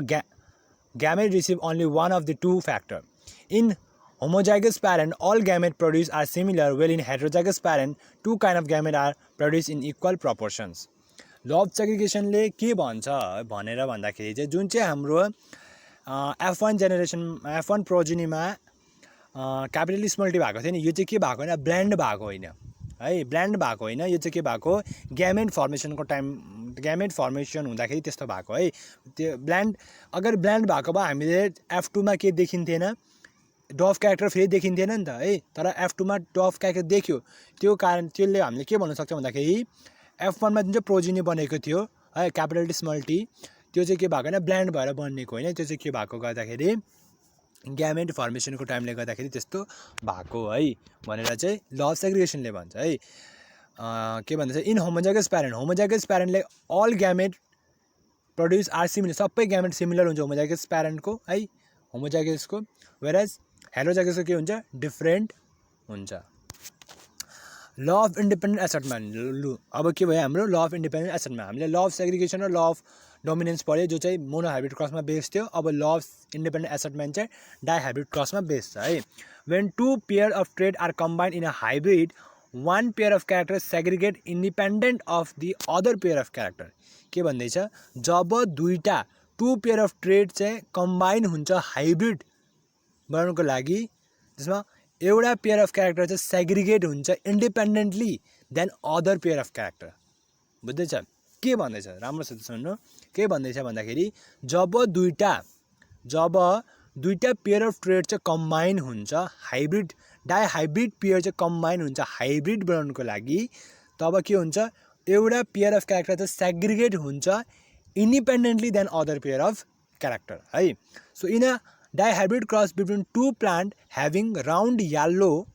and wrinkled green 4 type of gamete are produce each of this segregate independent of each other each having a frequency of 25% of the total gamete produce है जब dihybrid cross हामी दुईटा प्लान्टको बिचमा गर्छौं round yellow र wrinkle Greenko बिचमा तब हाम्रो चारटा ग्यामेट फर्म हुन्छ हैन र यो सबै के हुन्छ सेग्रिगेट हुन्छ इन्डिपेन्डेन्टली अफ इच अदर है सेग्रिगेट हुन्छ सबैकोमा 25% अफ फ्रिक्वेन्सी हुन्छ बुझ्दैछ है सो यसलाई चाहिँ भन्छ ल अफ इन्डिपेन्डेन्ट असर्टमेन्ट नेक्स्ट हाम्रोमा छ सेक्स डिटर्मिनेसन है so have you ever thought how a baby boy or a baby girl is born what direct the zygote to form a baby boy or a baby girl what determine the sex of a child let us explore है तिमीले जानेको छौ सोचेको छौ कि baby चाहिँ girl र boy कसरी हुन्छ है त्यसको बारेमा हामी यहाँ पढ्दैछौँ है so to the answer to this questions lie in thread-like structure called chromosome. These chromosomes are present in the nucleus of all cells. Thus, they are also present in the zygote. They carry the instruction or determining the sex of the baby. यसको answer चाहिँ के छ भन्दाखेरि यो सबै कुरा भएको केले गर्दाखेरि हो क्रोमोजोमको कारणले गर्दाखेरि हो है क्रोमोजोम के को भित्र हुन्छ न्युक्लियसको भित्र हुन्छ सबै सेल्समा है र यसले नै यो चाहिँ जाइगोटले पनि यो क्यारी गर्छ र त्यसले गर्दा के डिटर्माइन हुन्छ बेबीको सेक्स डिटर्माइन हुन्छ वेयरएज उ बोय हुन्छ कि गर्ल हुन्छ भनेर हैन but how many chromosome do humans have and do all of them determine the sex chromosome of the child sex of the child है के भन्दैछ ह्युमनकोमा कतिवटा क्रोमोजोम हुन्छ के भएको जति सबै क्रोमोजोमले बेबीको सेक्स डिटर्माइन गर्छ है सोध्दैछ हेर्नु अब यसको एन्सर के रहेछ all humans have 23 pair of chromosome out of which 2 chromosomes are sex chromosome. These sex chromosomes are responsible for determining the sex of a child. Let us study how sex is determined in human being. अब के हुन्छ रे सबै human बिङकोमा 23 pair of sex chromosome 23 pair of chromosome हुन्छ जसमा 22 pair चाहिँ ओटोजोम भनेर भनिन्छ र 1 पेयर चाहिँ के हुन्छ सेक्स क्रोमोजोम हुन्छ र यसले चाहिँ के गर्छ बेबीको सेक्स डिटर्माइन गर्छ है hence the sex of a child is dependent on the father as the sperm containing X or Y chromosome decide whether the child will be male or female. So के हुन्छ फादरकोमा चाहिँ दुईटा chromosome हुन्छ X र Y हुन्छ मदरकोमा XX हुन्छ है मेलकोमा XY हुन्छ फिमेलकोमा XY हुन्छ त्यही भएर फिमेलको त जे गरे पनि X क्रोमोजोम नै जान्छ हैन तर फादरले डिसाइड गर्छ कि बेबी चाहिँ के हुने हो मेल हुने हो कि फिमेल हो बोय हुने हो कि गर्ल हुने हो भनेर कसले डिसाइड गर्छ फादरले डिसाइड गर्छ कस्तो हुन्छ भन्दाखेरि यहाँ हेर्नुहोस् अब यो तपाईको के भइगयो मेल फिमेल भयो हैन XX मेल हुन्छ XY है अब बेबी बर्न हुँदाखेरि फिमेलकोबाट X आयो भने मेलकोबाट X आयो भने के हुन्छ गर्ल हुन्छ फिमेलकोबाट त X हुन्छ मेलकोबाट Y आयो भने के हुन्छ बोय हुन्छ सो के हुन्छ मेलले डिसाइड गर्छ बेबी चाहिँ के हुने हो मेल हुने हो कि फिमेल हुने हो भनेर चाहिँ हेर्नुहोस् के छ नेक्स्ट हाम्रोमा भन्दाखेरि environmental factor non genetic sex determination अब इन्भाइरोमेन्टल फ्याक्टरले कसरी डिटर्माइन गर्छ नन जेनेटिक सेक्स डिटर्मिनेसन कसरी डिटर्माइन गर्छ in some animals such as turtles lizard crocodiles and a few snakes the sex of the progeny depend upon the incubation temperature of the egg है र कतिवटा animal जस्तै कि turtles lizard crocodile र कतिवटा स्नेक्सहरूमा sex कसले determine गर्छ अरे भन्दाखेरि incubation temperature of the egg है इन्भाइरोमेन्टल कन्डिसन्समा डिपेन्ड गर्छ इन्भाइरोमेन्टल फ्याक्टरमा for example in certain turtle the egg has to produce male and female organism when incubated at low and high temperature respectively कतिवटा टर्टलमा के हुन्छ अरे भन्दाखेरि जब लो टेम्परेचरमा एग ह्याच हुन्छ तब मेल हुन्छ जब हाई टेम्परेचरमा ह्याच हुन्छ तब के हुन्छ फिमेल हुन्छ है सो इन्भाइरोमेन्टल कन्डिसन टेम्परेचरमा डिपेन्ड गरे है other type of sex determination some snails can change their sex snail start development as males and later change their sex to female कतिवटा sex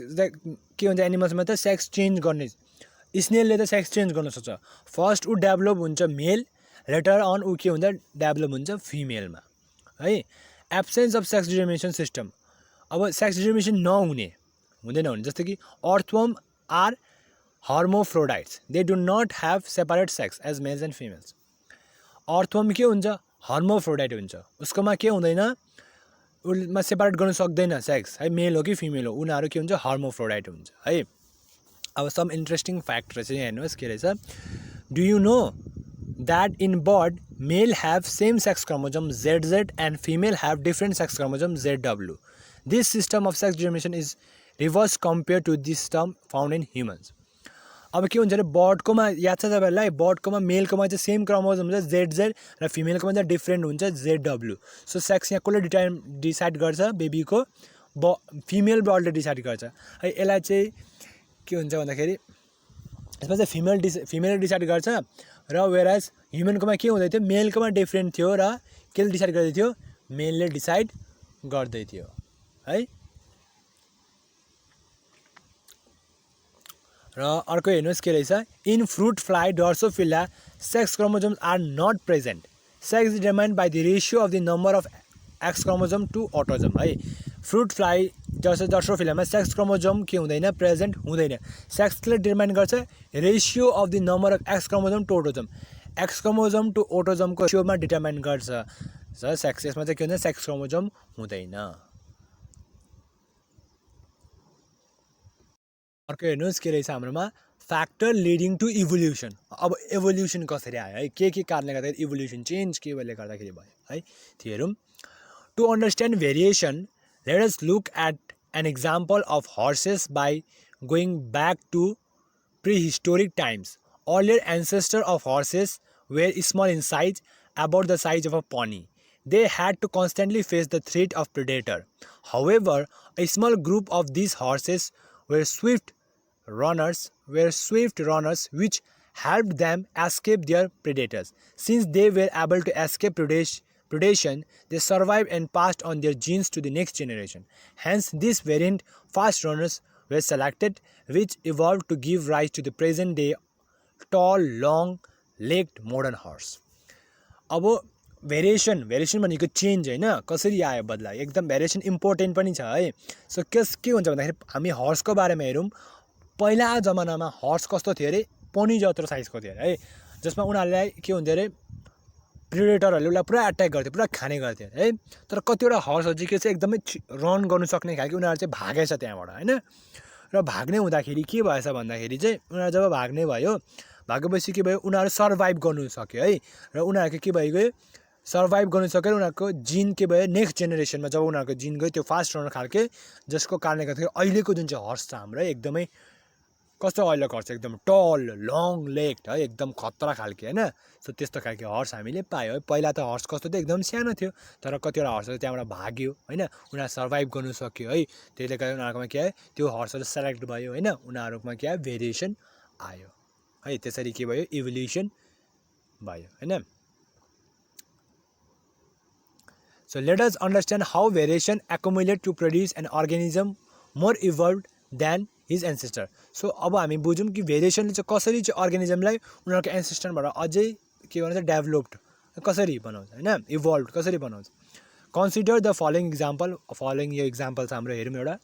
a small population of beetle live in a bushy area with green leaf crows eat this beetle. As a result, variation occur in this beetle due to sexual reproduction. के भएछ भन्दाखेरि एउटा small population of beetle एउटा जग्गामा बसी एरियामा बस्थेछ green लिफमा हैन, जसमा क्रोहरूले उनीहरूलाई खाने गर्थ्यो है। त्यसको कारणले के भयो भन्दाखेरि भेरिएसन आयो। त्यो बिटलमा के भयो, सेक्सुअल रिप्रोडक्सन कारणले गर्दा के आयो, भेरिएसन आयो हैन। सो केस पनि हेर्नु, due to the occurrence variation the colour of one progeny beetle change from red to green. के भएछ, फर्स्टमा सबै एउटा सानो जग्गामा बस्थ्यो है, ग्रिन कलरको बसी एरियामा सबै बिटलको कलर कस्तो छ, रेड थिएछ हैन, रेड थिएछ। सो त्यो रेड बिटल त ग्रिनमा अझ सजिलैसँग देख्न सकिन्छ हैन। त्यही भएर के भएछ, उनीहरूलाई केले गर्दैछ,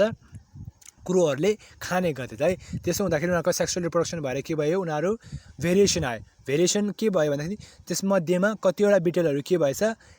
रेड कलरदेखि ग्रिन कलरमा चेन्ज भएछ। सो ग्रिन कलरमा चेन्ज हुँदाखेरि के हुन्छ,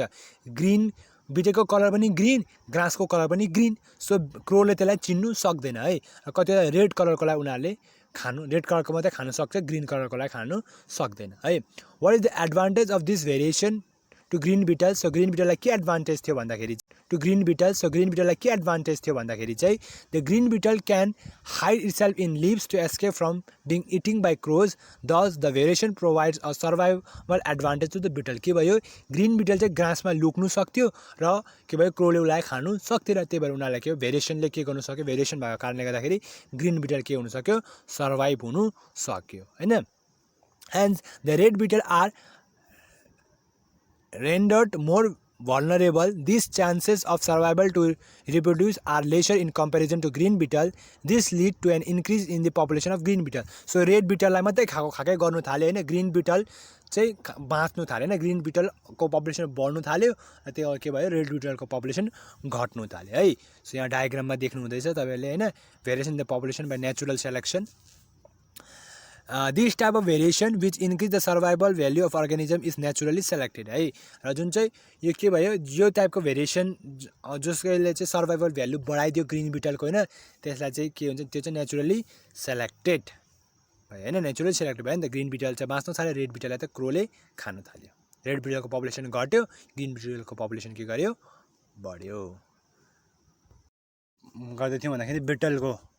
पढ्दै थियौँ हैन। सो हेर्नुहोस् के भएको थियो भन्दाखेरि रेड बिटल थियो फर्स्टमा है, एउटा सानो जग्गामा ग्रिन कलरको बुसी एरियामा रेड बिटल बस्थ्यो है। रेड बिटललाई क्रोले खाने गर्थ्यो हैन। सो त्यही भएर उनीहरूकोमा सेक्सुअल रिप्रोडक्सन भयो, भेरिएसन आयो है। बिटल ग्रिन कलरको बिटल हामीले देख्न पायौँ है, जसमा रेड कलरको बिटललाई क्रोले खाँदै गयो, ग्रिन बिटलको पपुलेसन बढ्दै गयो, किनकि उनीहरू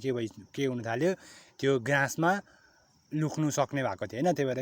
क्रोले जान्नु सक्दैन कुन चाहिँ ग्रास हो र ग्रिन बिटल हो है। त्यही भएर उनीहरूले रेड बिटललाई मात्रै खान थाले हैन, रेड बिटलको पपुलेसन घट्यो है, र ग्रिन बिटलको पपुलेसन बढ्यो हैन। जुन चाहिँ त्यो ग्रिन बिटलको पपुलेसन बढ्दै थियो, त्यसलाई त्यो चाहिँ नेचुरली सेलेक्टेड भएको भनेर हामीले भन्दै थियौँ हैन। सो हेरौँ अर्को के छ,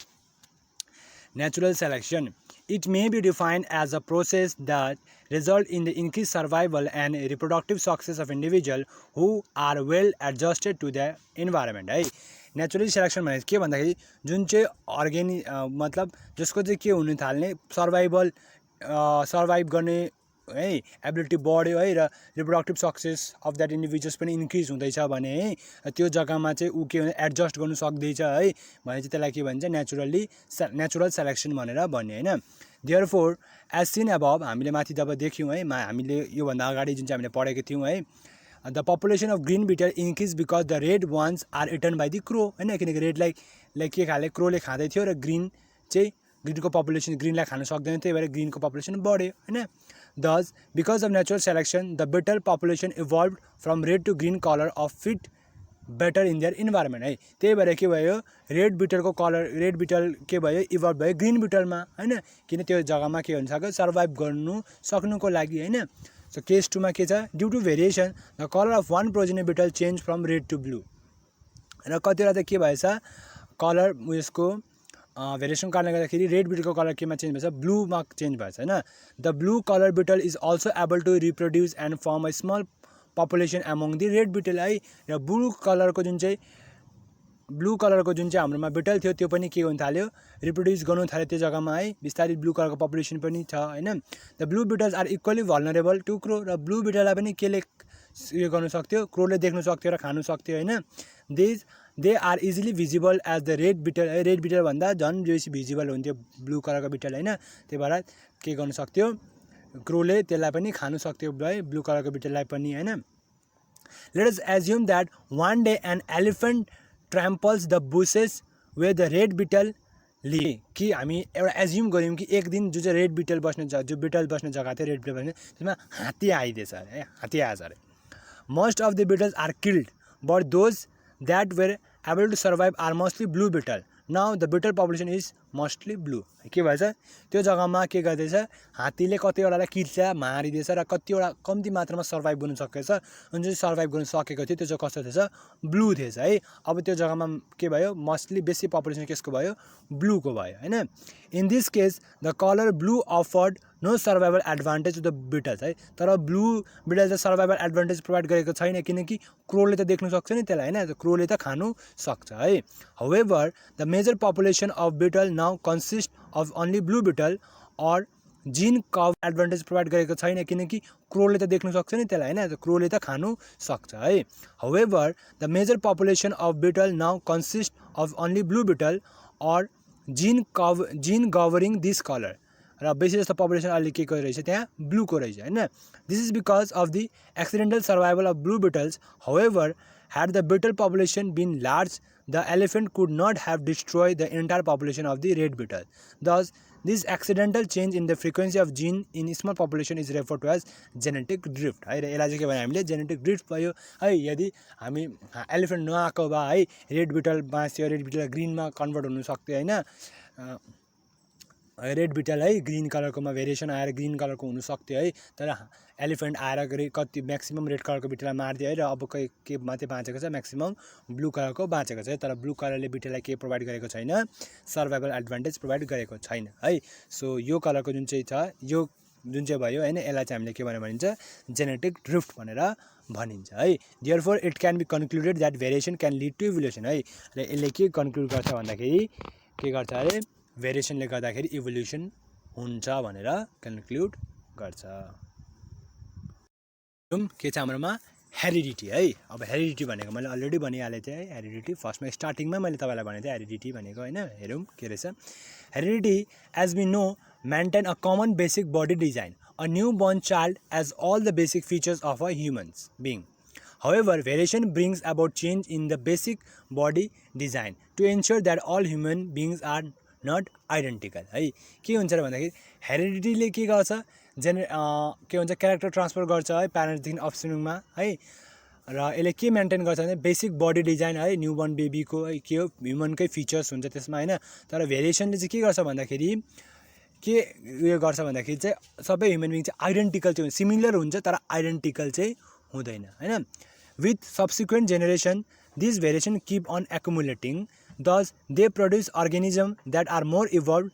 than his ancestor. The above two cases involve changes due to variation, which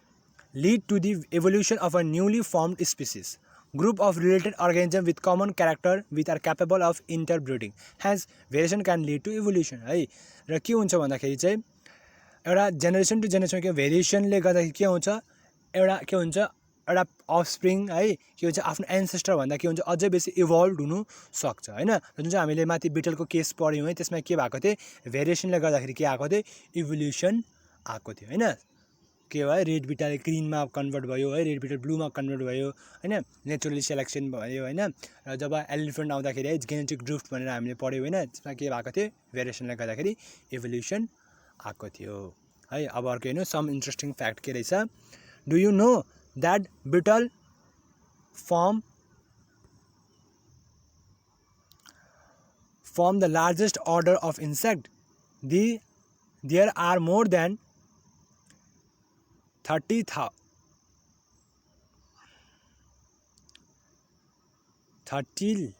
lakh species of beetles in the world. The many breed of dogs exist because of variation है। के भन्छ तिमीलाई थाहा छ बिटलहरू चाहिँ एकदम बेसी मात्रामा छ है more than 30 lakh species of beetles are वर्ल्डमा है र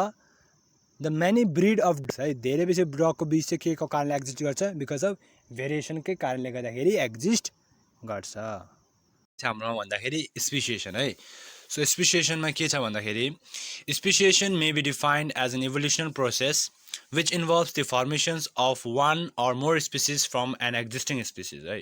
सो स्पेसिएसन भनेको चाहिँ के हो भन्दाखेरि चाहिँ जब पनि के हुँदैछ यसलाई कसरी डिफाइन गर्न सकिन्छ भन्दाखेरि चाहिँ एउटा इभोल्युसनरी प्रोसेस है चेन्जिङ हैन इभोल्युसन मिन्स चेन्ज हैन त्यो प्रोसेस जसमा चाहिँ के हुन्छ एउटा के हुन्छ त्यहाँ के इन्भल्भ हुन्छ भन्दाखेरि फर्मेसन एउटा नयाँ स्पिसिस है हैन त्यो एक्जिस्टिङ स्पिसिस बादमा अर्को एउटा नयाँ स्पिसिस फर्म हुन्छ जस्तो कि बिटलको केसमा हामीले पढेको थियौँ हैन त्यस्तै खालके हैन जुन चाहिँ नयाँ स्पिसिस भेरिएसन्स आएर जुन चाहिँ इभोल्युसन हुँदैछ हैन सो त्यसलाई हामीले के भनेर भनिन्छ स्पेसिएसन भनेर भनिन्छ के छ हाम्रोमा do you know how a new species of an organism is formed है तिमीलाई थाहा छ कसरी है नयाँ स्पिसिस फर्म हुन्छ अर्गानिजमको भनेर सोध्दैछ हैन सो हेर्नुहोस् let's consider the example of beetle है बिटलकै इक्जाम्पल हेरौँ है जुन चाहिँ हामीले अघिभन्दा अगाडि पनि हेरेको थियौँ हैन so let us consider that a population of beetles has split into two separate population which can not reproduce with each other है कन्सिडर गरौँ है कि पपुलेसन अफ बिटल चाहिँ के अरे दुईवटा सेपरेट पपुलेसनमा स्प्लिट भयो जो चाहिँ एकअर्कामा के गर्नु सक्दैन रिप्रोड्युस गर्नु सक्दैन हैन यहाँ डायग्राममा तपाईँले देख्न सक्नुहुन्छ है सो यहाँ डायग्राममा एउटा स्पिसिस सब पपुलेसन ए छ यहाँ सब पपुलेसन बी छ हैन दुईटामा स्प्लिट भयो जो चाहिँ एकअर्कामा के गर्नु सक्दैन भन्दाखेरि रिप्रोड्युस गर्नु सक्दैन है फर्मेसन अफ न्यू स्पिसिस है हेर्नुहोस् this two separate population of beetles are spread on a whole spread on a wide mountain range since their food is widely distributed hence the population of beetles in that area is very large है के भएछ भन्दाखेरि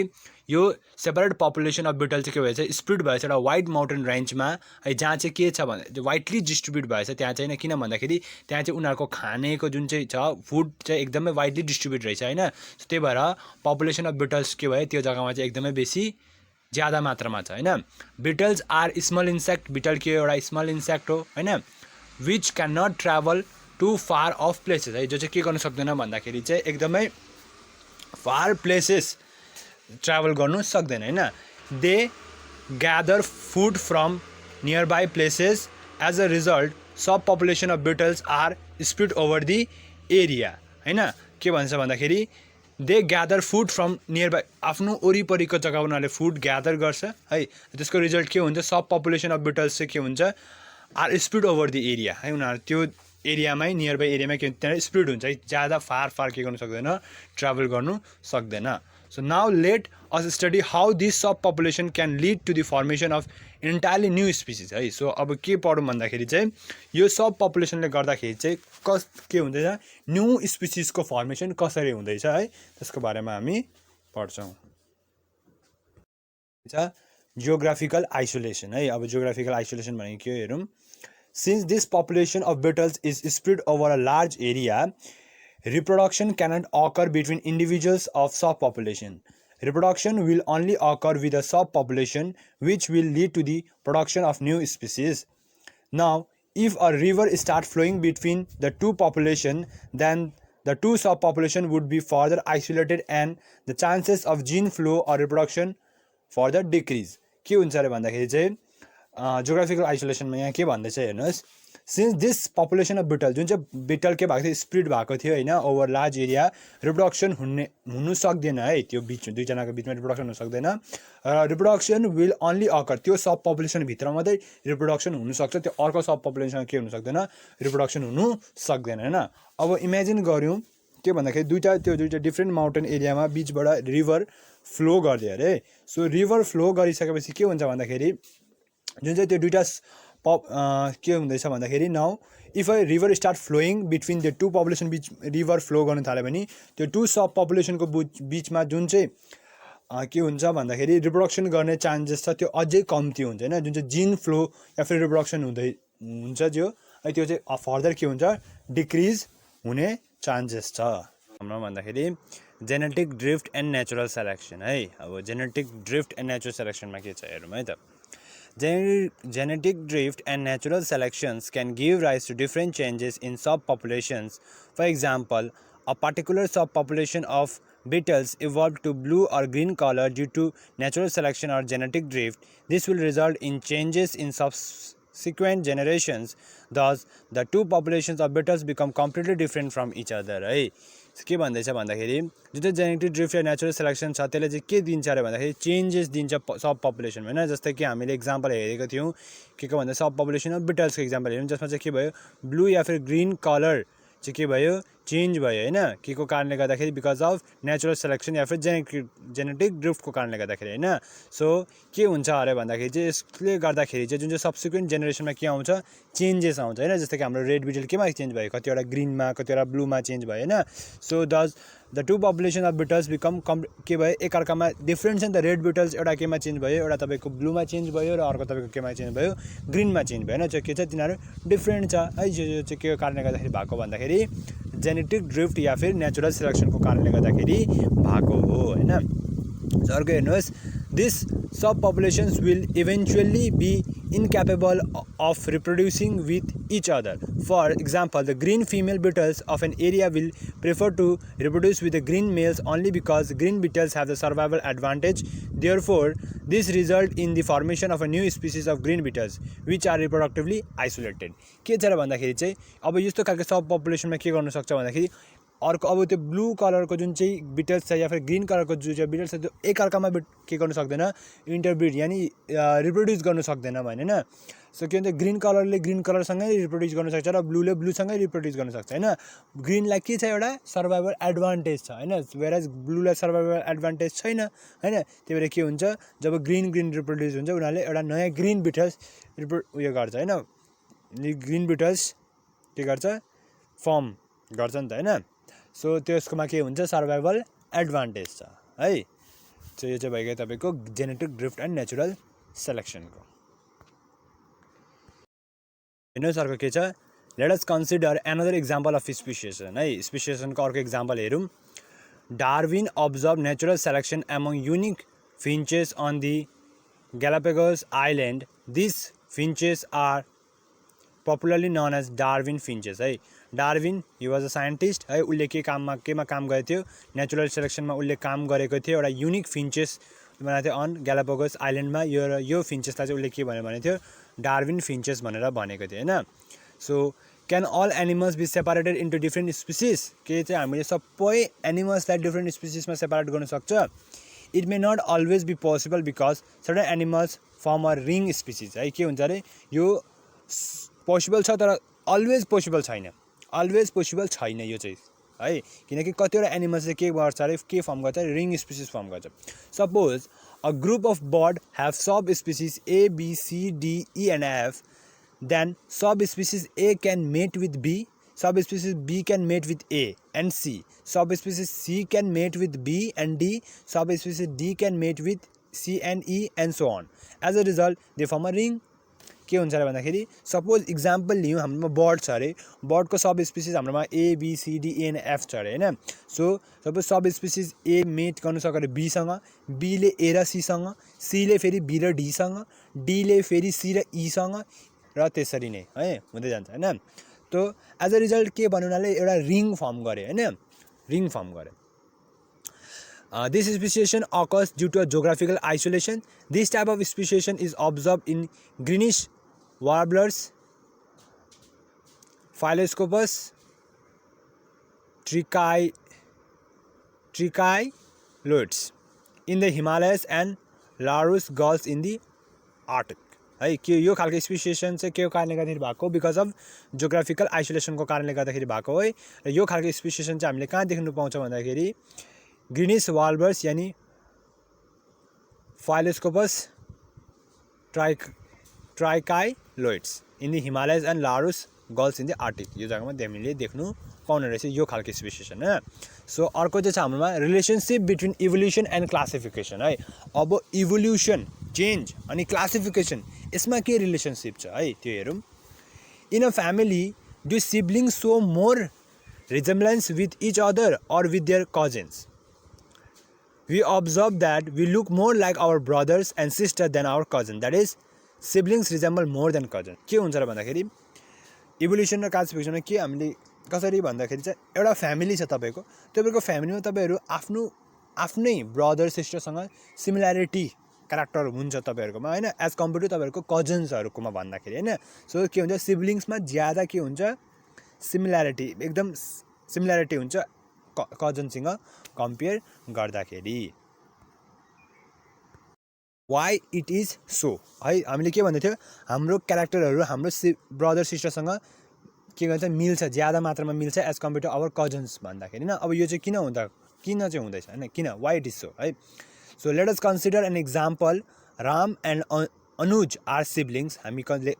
example consider गऱ्यौँ जसमा चाहिँ राम र अनुज चाहिँ के अरे एउटा सिब्लिङ्स अरे, वेल रजत चाहिँ उनीहरूको कजन्स अरे। Now Ram and Anuj are more closely related as they share a recent common ancestor that is their parents. However Ram and Rajat are also related but less closely than Ram and Anuj. Ram and Rajat share a common ancestor that is their grandparents है।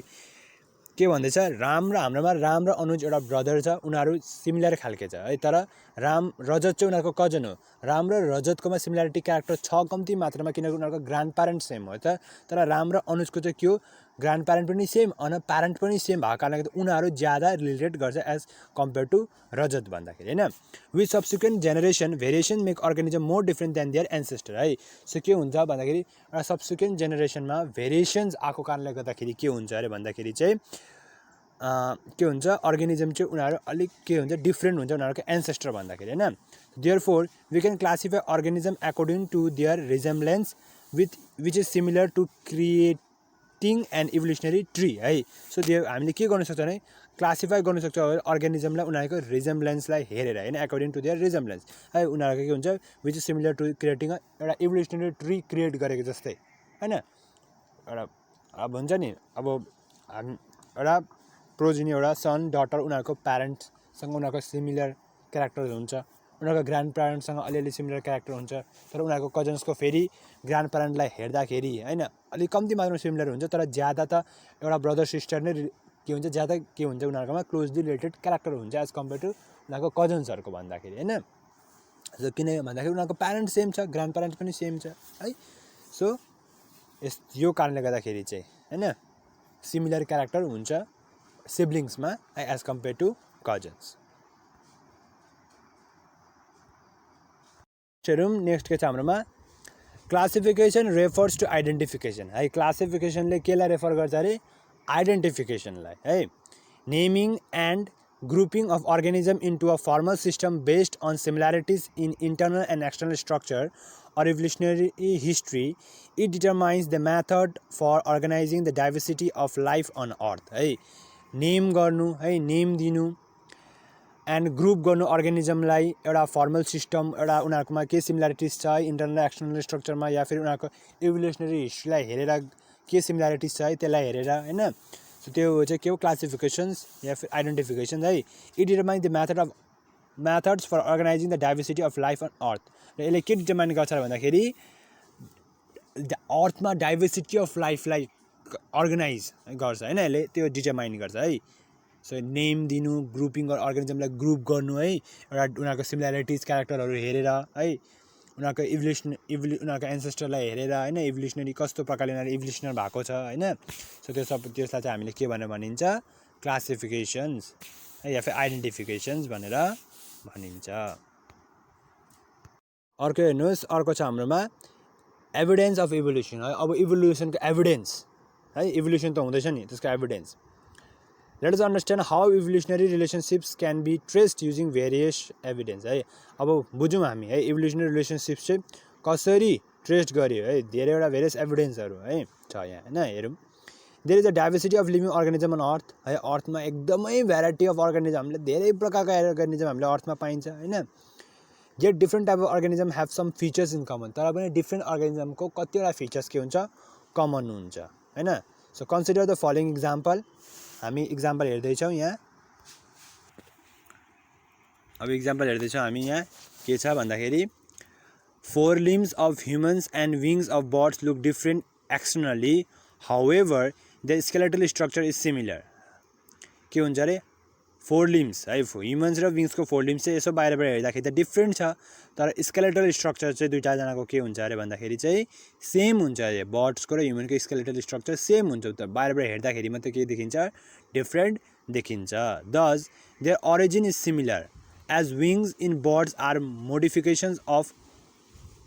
forearms, but functions are different. While wings help a bird in flight, the forearm helps human beings in various activities. These structures are called homologous structure or organs. So के छ भन्दाखेरि चाहिँ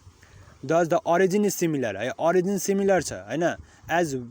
wings in birds are modification of forearms है के भन्दाखेरि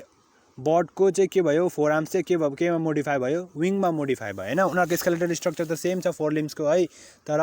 बर्डकोमा केमा help गर्छ विङ्सले भन्दाखेरि बर्डको मोडिफाई भयो विङ्समा हैन सो त्यो विङ्सले बर्डलाई के गर्छ फ्लाइ गर्नुमा हेल्प गर्छ है र ह्युमन बिङको जुन चाहिँ फोर आर्म्स छ त्यसले ह्युमन बिङलाई धेरैवटा भेरियस एक्टिभिटिजहरूमा हेल्प गर्छ हैन सो त्यस्तो खालके स्ट्रक्चर जुन चाहिँ स्ट्रक्चर्स छ है त्यसलाई हामीले होमोलोगस स्ट्रक्चर या फिर अर्ग भनेर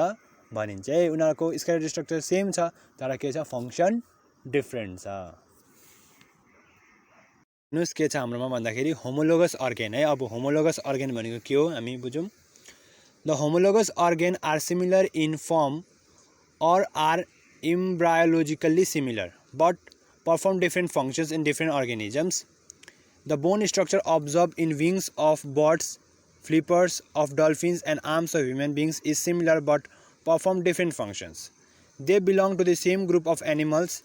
the vertebrates and therefore exhibit homology. है के हुन्छ होमोलोगस भनेको चाहिँ अर्गेन जो सिमिलर छ है तर काम फाल्टै फाल्टो खालके गर्छ है जस्तै कि हामी बर्डको विङ्स हेरौँ डल्फिनको फ्लिपर्स हेरौँ र ह्युमन बिङको आर्म हेरौँ है उनीहरूको स्केलेटल स्ट्रक्चर सेम छ तर फाल्टै फाल्टै काम छ है बर्डको विङ्सले बर्डलाई flight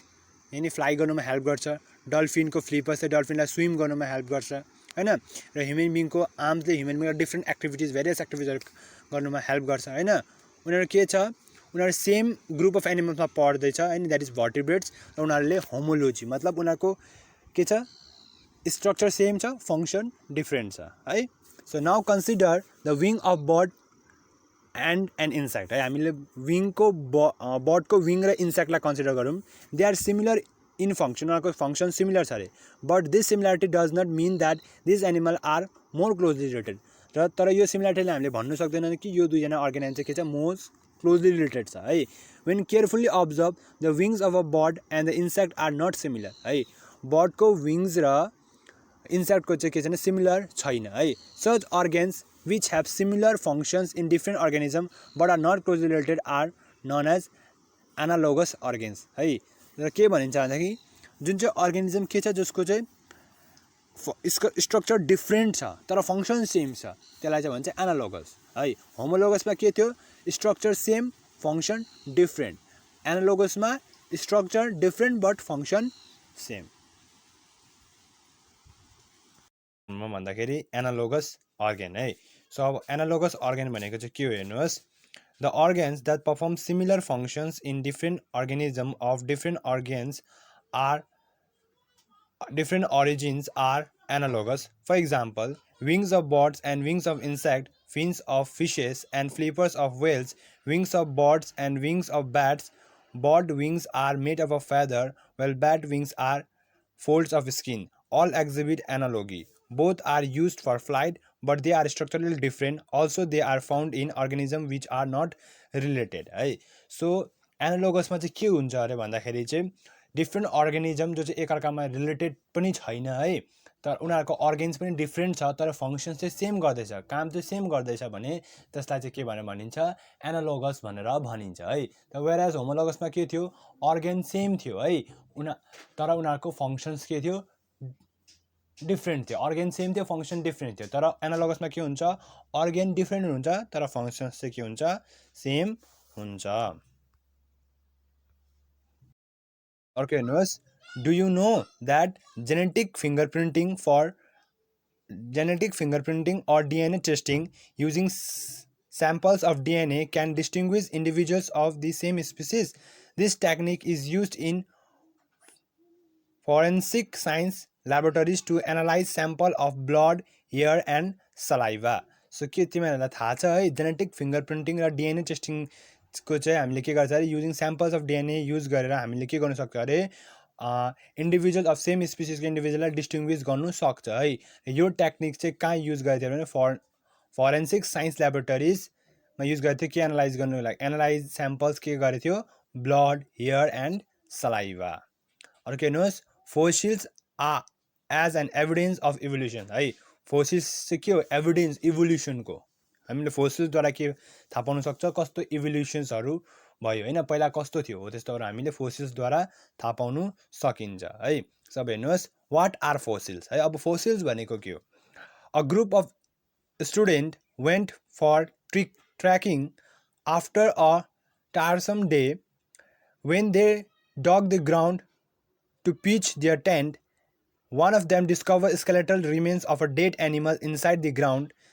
They examined it closely to find out which animal the skeleton belonged to. However, surprisingly, the feature of the skeletal remains resembled more than one animal. Later, when they took it to the lab for examination, they discovered that the remains were of an ancestral reptile as old as 1000 year है के भन्दा अब फोसिल्सको explain गर्नको लागि एउटा example दिएको छ एउटा ग्रुप अफ स्टुडेन्ट चाहिँ ट्रेकिङमा गयो अरे र उनीहरूले के गरे उनीहरूले जब त्यहाँ ट्रेकिङमा उनीहरूले गएको थियो उनीहरूले टेन्ट बनाउनुको लागि जब उनीहरूले जमिन खन्यो होइन तब एउटा स्टुडेन्टले के भेटायो भन्दाखेरि चाहिँ एउटा के भेटायो अरे भन्दाखेरि उसले चाहिँ नि जसको स्केलेटल रिमेन अफ डेड एनिमलको स्केलेटलले भेटायो र उनीहरूले डिस्कभर गर्नु खोज्यो कि यो के को चाहिँ स्केलेटल हो है तर उनीहरूले कन्फ्युज भयो के को हो भयो होइन बादमा जब उनीहरूले ल्याबमा लगेर यसलाई एक्जामाइन गर्यो है तब उनीहरूले के थाहा पायो भने यो के को स्केलेटल रहेछ यो चाहिँ रेप्टाइल है एन्सेस्ट्रल रेप्टाइलको स्केलेटल रहेछ जो चाहिँ 1000 इयर अगाडिदेखिको होइन रहेछ भनेर उनीहरूले थाहा पाए है सो त्यस्तो खालको जुन चाहिँ चिज हुन्छ नि त्यसलाई नै हामीले फोसिल भनेर भनिन्छ है सो फोसिलद्वारा के थाहा पाउन सक्छ पहिला एनिमल कस्तो थियो र अहिले आएर त्यो एनिमलमा कति चेन्ज आयो होइन कस्तो इभोल्युसन भयो त्यो चाहिँ हामीले फोसिल्सद्वारा थाहा पाउनु किन्छ अब हेरौँ के छ हामीले फोसिल्स के हो त्यो त थाहा पायौँ है अझै हामी हेरौँ फोसिल्सको बारेमा let us explore more about fossils है हेर्दै जाउँ के छ है fossils are the remains of organism that once existed on earth fossils चाहिँ के हो अर्गानिजम जो चाहिँ के थियो भन्दाखेरि चाहिँ पहिला थियो होइन एउटा प्लान्ट र एनिमल्सको एन्सेस्टर कस्तो थियो पहिला र अहिले उनीहरू छ र उनीहरूमा के इभोल्युसन आएको छ है त्यो चाहिँ हामीले फोसिल्सद्वारा थाहा पाउनु सकिन्छ होइन fossils provide evidence of evolution by revealing the characteristics of the past organism and the changes that are occurred in this organism to give rise to a represent organism है सो हामीले के थाहा पाउन सकिन्छ भन्दाखेरि चाहिँ फोसिल्सद्वारा चाहिँ एभिडेन्स अफ फोसिल्स चाहिँ एउटा इभोल्युसनको पहिला अर्गानिजम त्यो अर्गानिजम थियो कस्तो थियो क्यारेक्टर उनीहरूको र अहिले आएर त्यो अर्गानिजमकोमा के चेन्ज आयो होइन के इभोल्युसन भयो त्यो चाहिँ हामीले फोसिल्सद्वारा थाहा पाउनु सकिन्छ है सो यहाँ डायग्राममा पनि हेर्नुहोस् है हामीलाई धेरैवटा फोसिल्सको दिएको छ होइन सो यो के हो फोसिल्सहरू होइन हामीले यसद्वारा थाहा पाउन सकिन्छ कि एनिमल्समा पहिला कस्तो थियो र अहिले आएर कस्तो चेन्ज भयो त्यो चाहिँ हामीले फोसिल्सद्वारा थाहा पाउनु सकिन्छ नेक्स्ट के छ हाम्रोमा भन्दाखेरि एपियरेन्स अफ फोसिल अब फोसिलको एपियरेन्स कस्तो हुन्छ त्यो हेरौँ fossils have the same shape as that of the original animal but the colour and texture may vary widely the colour of the fossil depends upon the type of minerals that form it for example the fossils of a bone will not have some constituent of the bone in it. It has the same shape as the bone but it's chemically more like a rock है fossils चाहिँ कस्तो हुन्छ अरे भन्दाखेरि चाहिँ नि same सेप हुन्छ original एनिमलको जस्तो छ त्यस्तै सेप हुन्छ तर तिनीहरूको कलर र टेक्स्चर चाहिँ भेरी गर्नु सक्छ होइन कलर अफ फोसिल चाहिँ केमा डिपेन्ड गर्छ भन्दाखेरि चाहिँ कस्तो टाइपको मिनरलले बनिएको छ त्यो होइन र फर इक्जाम्पल जस्तो कि बोनको जुन चाहिँ फोसिल छ अरे बोनको फोसिल त्यसमा कतिवटा कन्सटेन्ट पार्टिकल्स अफ बोन जुन चाहिँ रियलमा हुन्छ त्यो चाहिँ फोसिल्समा हुँदैन होइन सेप चाहिँ उनीहरूको सेम हुन्छ ओरिजिनलको जस्तै सेप हुन्छ तर केमिकल्ली त्यो फोसिल चाहिँ कस्तो खालके देखिन्छ रक जस्तै खालके देखिन्छ उनीहरूको सेप सेम हुन्छ ओरिजिनल र फोसिलको सेप सेम हुन्छ तर टेक्स्चर र कलरमा चाहिँ के गर्छ अरे त्यो एकअर्कासित भेरी गर्छ के छ हाम्रोमा भन्दाखेरि एज अफ फोसिल्स है अब फोसिल्सको एज होइन हेरौँ के छ let us assume that around 100 million years ago, some invertebrates died and got buried in a soil in that area. With the accumulation of sediment on top, it turns into a sedimentary rock. है के भन्छ भन्दाखेरि assume गरौँ कि 100 million year अगाडि चाहिँ कतिवटा इन्भर्टिब्रेट्सहरू चाहिँ मरेछ र उनीहरूको चाहिँ के भएछ सोइल भित्र उनीहरू बसेछ हैन पुरिएछ र त्यसमा के भएछ सेडिमेन्ट त्यसको टपमा सेडिमेन्टको एक्युमुलेसन भएछ र त्यो केमा टर्न भएछ सेडिमेन्टरी रकमा टर्न भएछ हैन A million years later, some dinosaurs died at the same place with their bodies getting buried on the top of the sedimentary rock. As a result, the mud containing the dinosaurs also turned into rock. के भएछ त्यसको बादमा a million years later फेरि के भएछ डाइनोसर्सहरू मरेछ त्यही जग्गामा र उनीहरूको बडिज पनि के भएछ त्यही अब पुरिएछ हैन अन्त के भएछ त्यसको पनि टपमा के भएछ सेडिमेन्टरी रक आएछ हो As a result के भएछ भन्दाखेरि the mud containing the dinosaurs also turned into rock के भएछ जुन चाहिँ त्यो mud containing जुन डाइनोसर त्यो पनि केमा टर्न भएछ रकमा टर्न भएछ हो Another million years later some horses like creatures died in the same area and got fossilized into rocks above the dinosaur fossils. Sometime later due to the soil erosion or floods in that area the rocks containing horses like fossils got exposed के भएछ भन्दाखेरि यसको बादमा another million later कतिवटा हर्सेसहरू पनि त्यही जग्गामा मरेछ हो र त्यो पनि के भएछ got fossilized into rocks उनीहरू पनि हो र above the dinosaur fossils को माथि हो some time later फेरि त्यसको समय बादमा soil erosion भएर त्यहाँ के आछ soil erosion or floods आएछ त्यो जग्गामा हो the rock containing horse like fossils चाहिँ के भएछ exposed भएछ now if that area is excavated deeper dinosaurs and invertebrate fossils can also be found है अब हामीले के गर्यो हर्सको फोसिल्स पायो हैन because of the soil erosion or फ्लड्सको कारणले गर्दाखेरि अब त्यसलाई हामीले अझै खनेर हेर्यौ भने के पाउन सक्छौं हामीले डाइनोसर्स र इन्भर्टिब्रेटको पनि fossils पाउँछौं Thus by digging that area scientists can easily conclude that horse-like animals evolved much later than dinosaurs and invertebrates त्यसरी चाहिँ कसरी थाहा हुन्छ भन्दाखेरि हर्सको सबैभन्दा माथि थियो हैन सो हर्स चाहिँ बादमा बनिएको हर्स भन्दा अगाडि पनि डाइनोसर्स इन्भर्टिब्रेट्सहरु चाहिँ अगाडि थियो हर्स भन्ने अगाडि भनेर उनीहरूले थाहा पाउन सक्छ साइन्टिस्टहरुले हो Therefore the above example suggests that the fossils found closer to the surface of the earth are more recent than those present in the deeper layer है फोसिल जति सोइलको माथि लेयरमा पाउँछ त्यो चाहिँ भर्खर भर्खरकै हो र जति डिपर पाउँछ त्यो चाहिँ धेरै अगाडि वर्षको फोसिल्स हो भनेर हामीले थाहा पाउन सक्छौं है the science dealing with the study of fossils is called palaeontology भनेर भन्दो रहेछ है फोसिल्सको बारेमा पढ्नेलाई चाहिँ है सो यहाँ तपाईहरुको डायग्राममा पनि छ है यो यहाँ छ डायग्राम है यो डायग्राममा हेर्नुस् हैन यहाँ मुनिपट्टि इन्भर्टिब्रेट्सहरु छ हैन त्यसको माथि तपाईको डाइनोसर्स आयो है सो डाइनोसर्सको माथिपट्टि फेरि यहाँ हर्स देखाएको छ हैन सबैभन्दा मुनि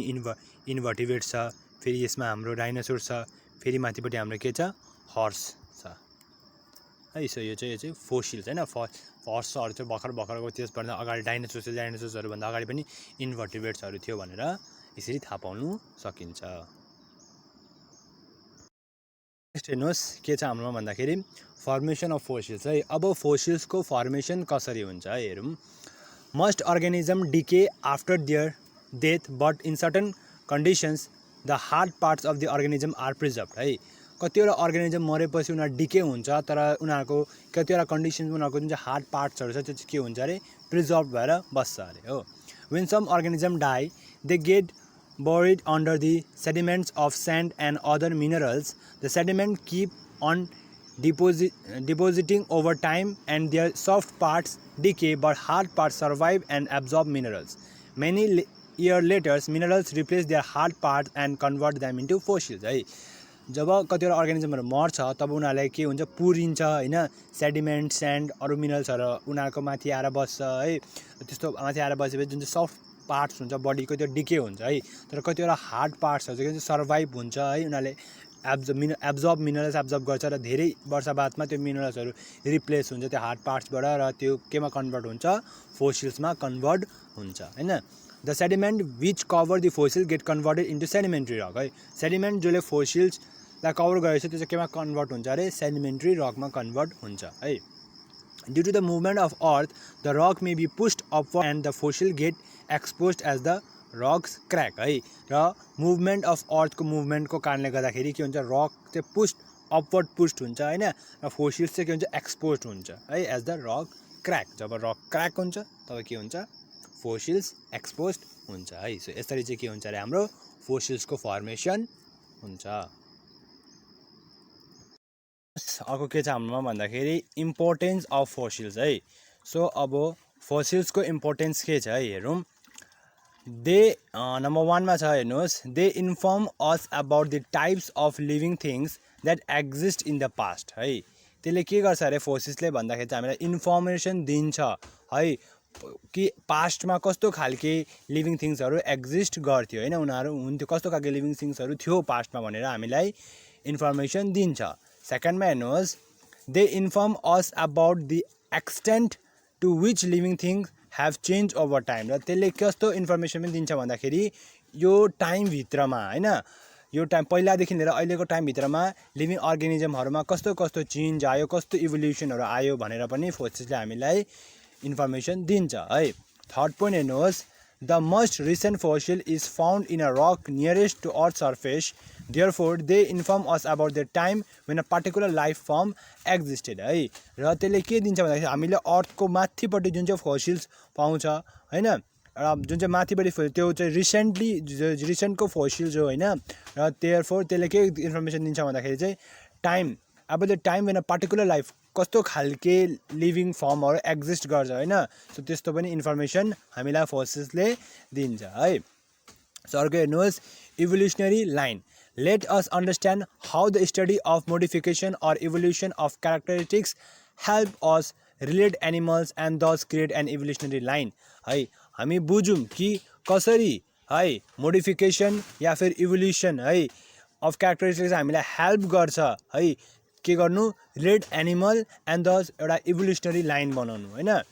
We can organize animals in a evolutionary line on the basis of following factor है सो हामीले के गर्न सक्छ अरे इभोल्युसनरी लाइन चाहिँ यो फलोइङ फ्याक्टरहरूमा हामीले के गर्न सक्छ अरे बेस गरेको छ होइन यो फलोइङ फ्याक्टरमा बेसिस गरेर इभोल्युसनरी लाइन अर्गनाइज गरेको छ हेर्नुहोस् अर्को चाहिँ के छ भन्दाखेरि हामीले भनेको थियो इभोल्युसनरी लाइनलाई चाहिँ हामीले यो फलोइङ फ्याक्टरमा अर्गनाइज गरेको छ होइन सो त्यो फलोइङ फ्याक्टर चाहिँ के हो त्यो हेर्नुहोस्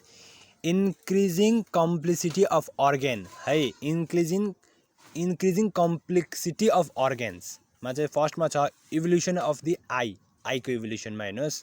फर्स्ट पोइन्टमा हेर्नुहोस् the eye was present in the earliest organism in the form of simple patch of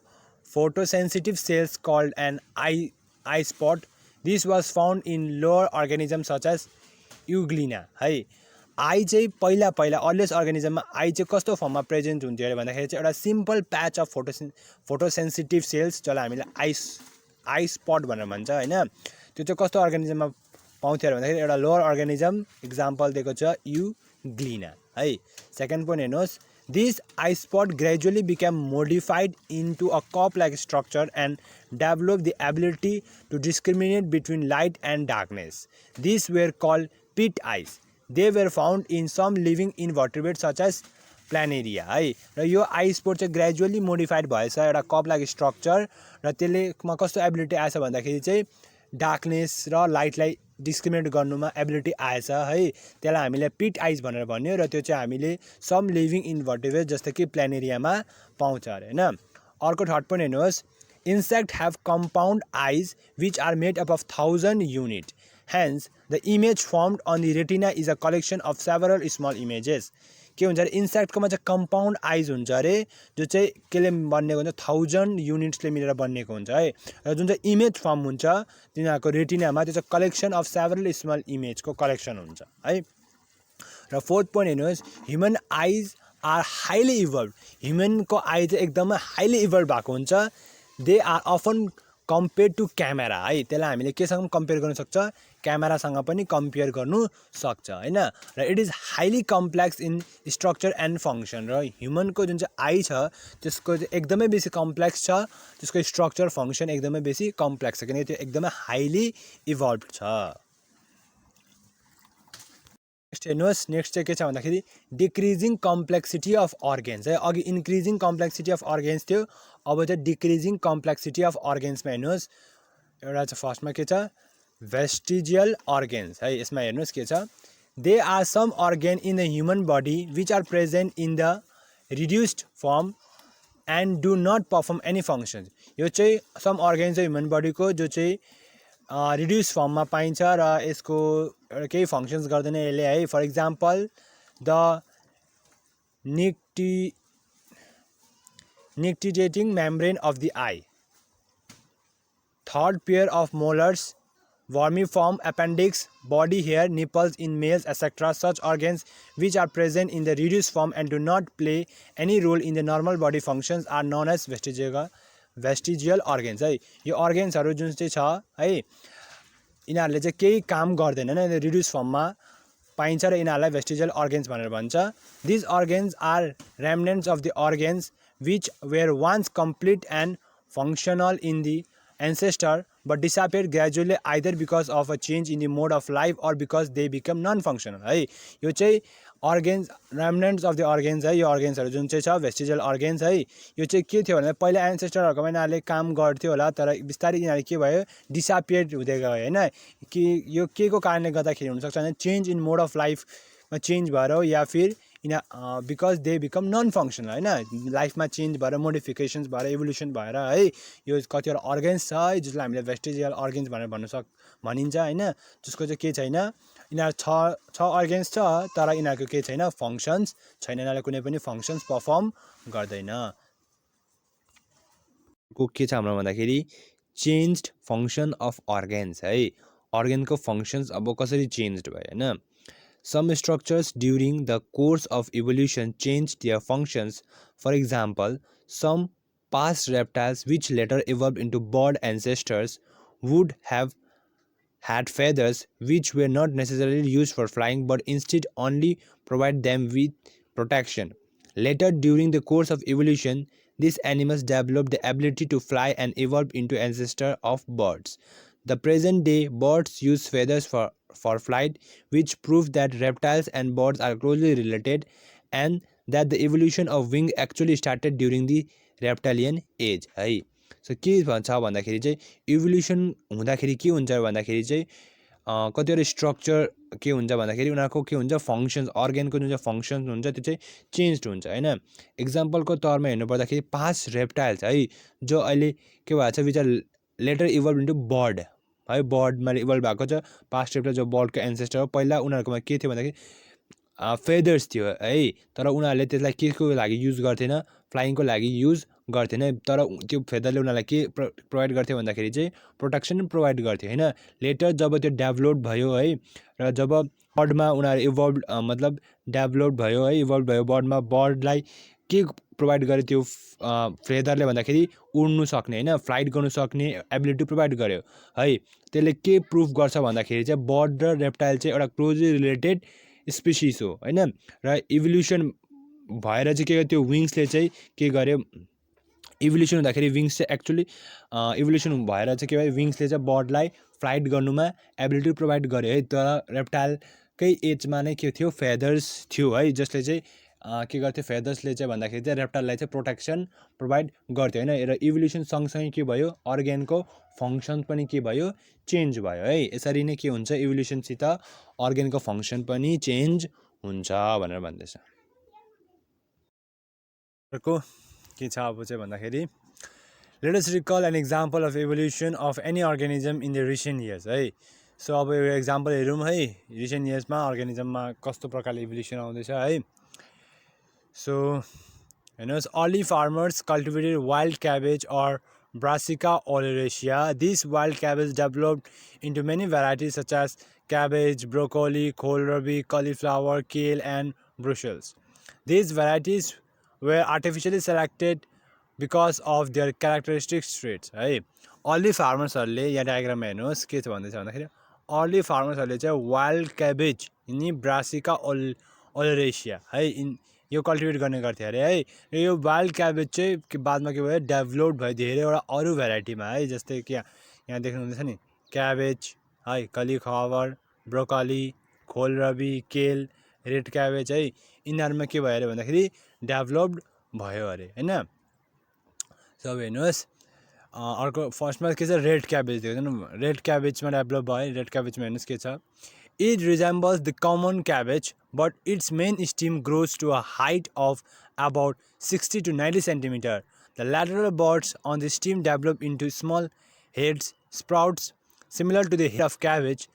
These buds are consumed as cooked vegetables. It is grown for selecting large bud size है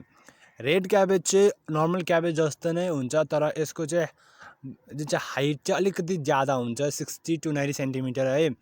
र यसको जुन चाहिँ lateral बड जो चाहिँ स्टिममा हुन्छ है त्यो चाहिँ के हुन्छ अरे भन्दाखेरि चाहिँ स्मल हेड्स जस्तो है यहाँ देख्नुहुँदैछ नि हैन जस्तो कि यो नर्मल क्याबेजको पनि सेम खालको छ हैन के हुन्छ भन्दाखेरि चाहिँ सिमिलर टु हेड अफ क्याबेजको हेड जस्तै नै हुन्छ है र यो यसलाई चाहिँ हामीले के गरिन्छ एज अ भेजिटेबल कुक्ड गर्छ है र it is grown for selecting large bud size हैन के हुन्छ भन्दाखेरि चाहिँ यो चाहिँ नर्मल क्याबेज हुन्छ अलिकति ठुलो हुन्छ रेड क्याबेज चाहिँ है सो यो रेड क्याबेज पनि हामीले कहाँबाट पाएको हो वाइल्ड क्याबेजबाट नै डेभलप भएको हैन सेकेन्डमा हेर्नुहोस् cabbage in a cabbage the terminal bud is consumed same terminal bud consume गर्छ क्याबेजमा इट क्यान बी इटन र in salads or cooked as vegetable. It is selected for short petioles. र के हुन्छ भन्दाखेरि चाहिँ यसलाई हामीले र काँचै पनि है हामीले सलाड बनाएर है या फिर भेजिटेबल्स कुक्ड गरेर पनि हामीले खान सक्छ क्याबेजलाई यसलाई चाहिँ यसको फर सर्ट पिट्युलिसको लागि सेलेक्ट गर्यो हैन यो वाइल्ड क्याबेजबाट नै डेभलप भएको हो अर्को छ broccoli they are selected for large edible inflorescence है एकदमै बेसी इडेबल इन्फ्लोरेसेन्स भएकोले कारणले है ब्रोकोली सेलेक्ट गर्यो the edible part of a broccoli are cluster of flower cluster of flower edible part of ब्रोकोलीको before the opening of flower bud opening हुनुभन्दा अगाडि चाहिँ it is before the opening of the flower बडभन्दा अगाडि हैन it is selected for large flower stalks है यसको चाहिँ लार्ज फ्लावर स्टकबाट यसलाई सेलेक्ट गरे है अर्को चाहिँ cauliflower they are also selected for large select गरे है अर्को चाहिँ cauliflower they are also selected for large edible inflorescence same यसको पनि कलिफ्लावरको पनि as similar to as broccoli है अर्को हेर्नुहोस् kale it resembles the wild cabbage but it is selected for its large leaves and terminal inflorescence of yellow parts र kale चाहिँ कस्तो हुन्छ भने similar to as wild cabbage हुन्छ तर के छ भन्दा सिमिलर कि it resembles wild cabbage similar to as wild cabbage हुन्छ है र तर यसलाई चाहिँ कसरी सेलेक्ट गर्दा यसको लार्ज लिप्स अनि terminal inflorescence of yellow flowers है यसलाई त्यहाँबाट उयो गर्यो लास्ट त kohlrabi it has a thick basal portion यसको बेसको पर्सन जुन चाहिँ एकदम थिक हुन्छ है र विच इज इडेबल त्यो हामीले खाने गर्छ it is also called turnip cabbage है र यसलाई के पनि भन्ने रहेछ टर्निप क्याबेज पनि भन्ने गरिदो रहेछ है त यो चाहिँ भइगयो के भयो वाइल्ड क्याबेजबाट हामीले कतिवटा अरू क्याबेज पायो हैन रेड क्याबेज ब्रोकोली कलिफ्लावर केल खोलरबी यो सबै केबाट डेभलप भएर आएको यसमा वाइल्ड क्याबेजबाट नै के भएर आएको डेभलप्ड भएर आएको अर्को हेर्नुहोस् के छ evolution and progress or advance life है के छ यसमा हेर्नुहोस् evolution cannot always be equate with progress है इभोल्युसनलाई हामीले जहिले पनि प्रोग्रेससँग इक्वेट गर्नु सकिँदैन हेर्नुहोस् evolution simply creates more complex body design but this does not imply that the simple body design are inefficient Bacteria with a simple body design are still the most widely found organism on Earth. They can survive in hot spring, deep sea, and even freezing environments. है इभोल्युसनले खालि बडीलाई complex body design create गर्छ है त्यसको मतलब यो होइन कि सिम्पल बडी डिजाइन भएको अर्गानिजमहरू सर्भाइभ गर्नु सक्दैन है इक्जाम्पल ब्याक्टेरिया लिनु ब्याक्टेरियाको कति सिम्पल बडी डिजाइन छ है तर पनि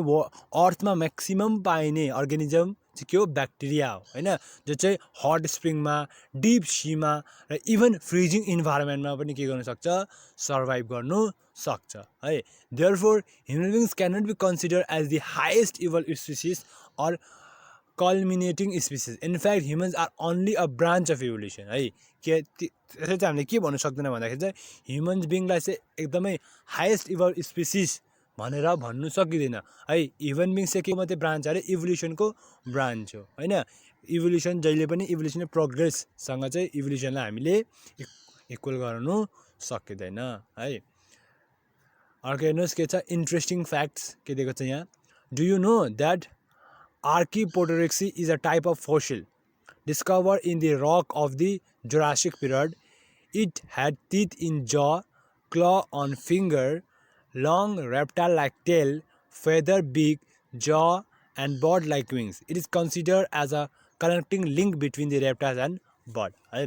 तिमीलाई थाहा छ के भन्दाखेरि आर्कियोपेटेरिक्स चाहिँ एउटा टाइप अफ फोसिल अरे जो चाहिँ जुरासिक पिरियडको टाइममा डिस्कभर भएको थियो हैन त्यसमा के थियो भन्दाखेरि हामीले टिथ इन ज है जमा टिथ थियो claws on finger long reptile like tail जस पनि थियो अरे फेदर पनि थियो अरे बिग थियो अरे है र ज अनि बर्ड लाइक विङ्स पनि थियो अरे है यसले चाहिँ के गर्छ भन्दाखेरि चाहिँ बर्ड र रेप्टाइलको बिचमा चाहिँ के रहेछ लिङ्क रहेछ भनेर भन्दैछ हैन कनेक्टिङ लिङ्क रहेछ बर्ड र रेप्टाइलकोमा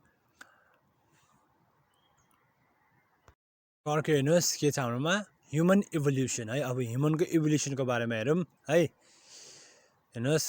do you think all human beings belong to the same species के तिमी सोच्छौ कि सबै ह्युमन बिङ्स सेम स्पिसिसबाटै हो है all human beings regardless of their skin colour place of origin and other features belong to a single species they are known as homo sapiens है सबै humans है उनीहरूको skin colour place of origin है जेसुकै होस् उनीहरू चाहिँ केमा पर्छ भन्दाखेरि सेम स्पिस द्याट इज होमोसेपियन्समा पर्छ हैन human evolution is studied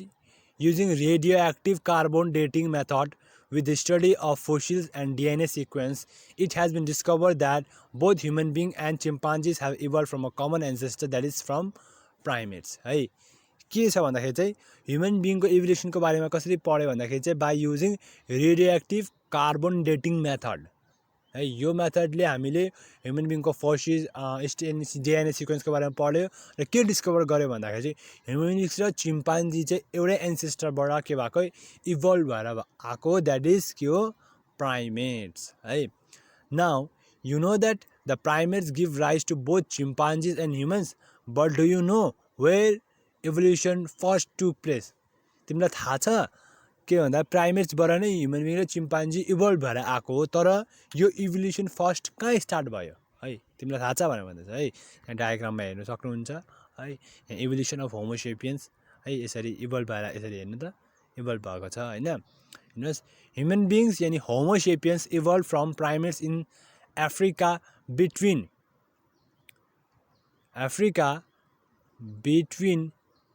10 lakh and 20 lakh years ago है यति वर्ष अगाडि चाहिँ के भएको रहेछ ह्युमन बिङ्स हैन होमोसेपियन्स चाहिँ इभल्भ स्टार्ट भएको रहेछ फर्स्टमा कहाँ भएको रहेछ अफ्रिकामा है human beings are sociable that is society forming and upright वर्किङ species the earliest member of the human species यानि Homo sapiens can be traced back to Africa है ह्युमन बिङ चाहिँ कस्तो सोसिएबल यानि सोसाइटी फर्म गर्ने हैन एउटा वर्किङ स्पिसिस हो र अर्लिएस्ट मेम्बर है ह्युमन स्पिसिसको अर्लिएस्ट मेम्बर होमोसेपियन्सको चाहिँ हामीले कहाँ पायो भन्दाखेरि चाहिँ फर्स्टमा अफ्रिकामा है so from Africa human move to West Asia Europe Central Asia and so on they then move to Indonesia Philippines and Australia at last they move to America है के भएछ भन्दाखेरि अफ्रिकाबाट human beings West Asia Europe Central एसियातिर मुभ गरेछ त्यहाँबाट उनीहरू इन्डोनेसिया फिलिपिन्स र अस्ट्रेलियामा मुभ गरेछ त्यहाँबाट लास्ट उनीहरू कहाँ गएछ अमेरिकामा पनि गएछ है do you know that human evolution being around 4 to 5 million years ago this ancestor had a brain capacity of about 450 cc Homo sapiens modern homo sapiens are Homo sapiens are modern humans which appeared around 12 lakh years ago है र 4 to 5 million अगाडि human बिङको evolution start भयो है त्यति बेला के थियो भन्दाखेरि जुन चाहिँ एन्सेस्टरको ब्रेन थियो है त्यो चाहिँ कस्तो क्यापेसिटी थियो 450 सीसी है र ह्युमन सेपियन्स र मोडर्न ह्युमन्स चाहिँ which appeared around 12 lakh years ago है यति वर्ष अगाडि यस्तो थियो हैन यसरी चाहिँ ह्युमन बिङको इभोल्युसन स्टार्ट भयो है सो हामीले च्याप्टर कम्प्लिट गर्यौं है सो यति नै छ यो च्याप्टरमा है हामीले डिटेलिङमा पढ्यौं है मेन्डलको एक्सपेरिमेन्ट है चार्ल्स डार्विनले के भन्यो हैन नेचुरल सेलेक्सन क्लासिफिकेसन स्पेसिएसन है हामीले सबै पढ्यौं है डिटेलिङमा सो च्याप्टरमा यति नै छ सो राम्रोसित पढ्नु होला है च्याप्टर चाहिँ कम्प्लिट भएको छ है so thank you till then study well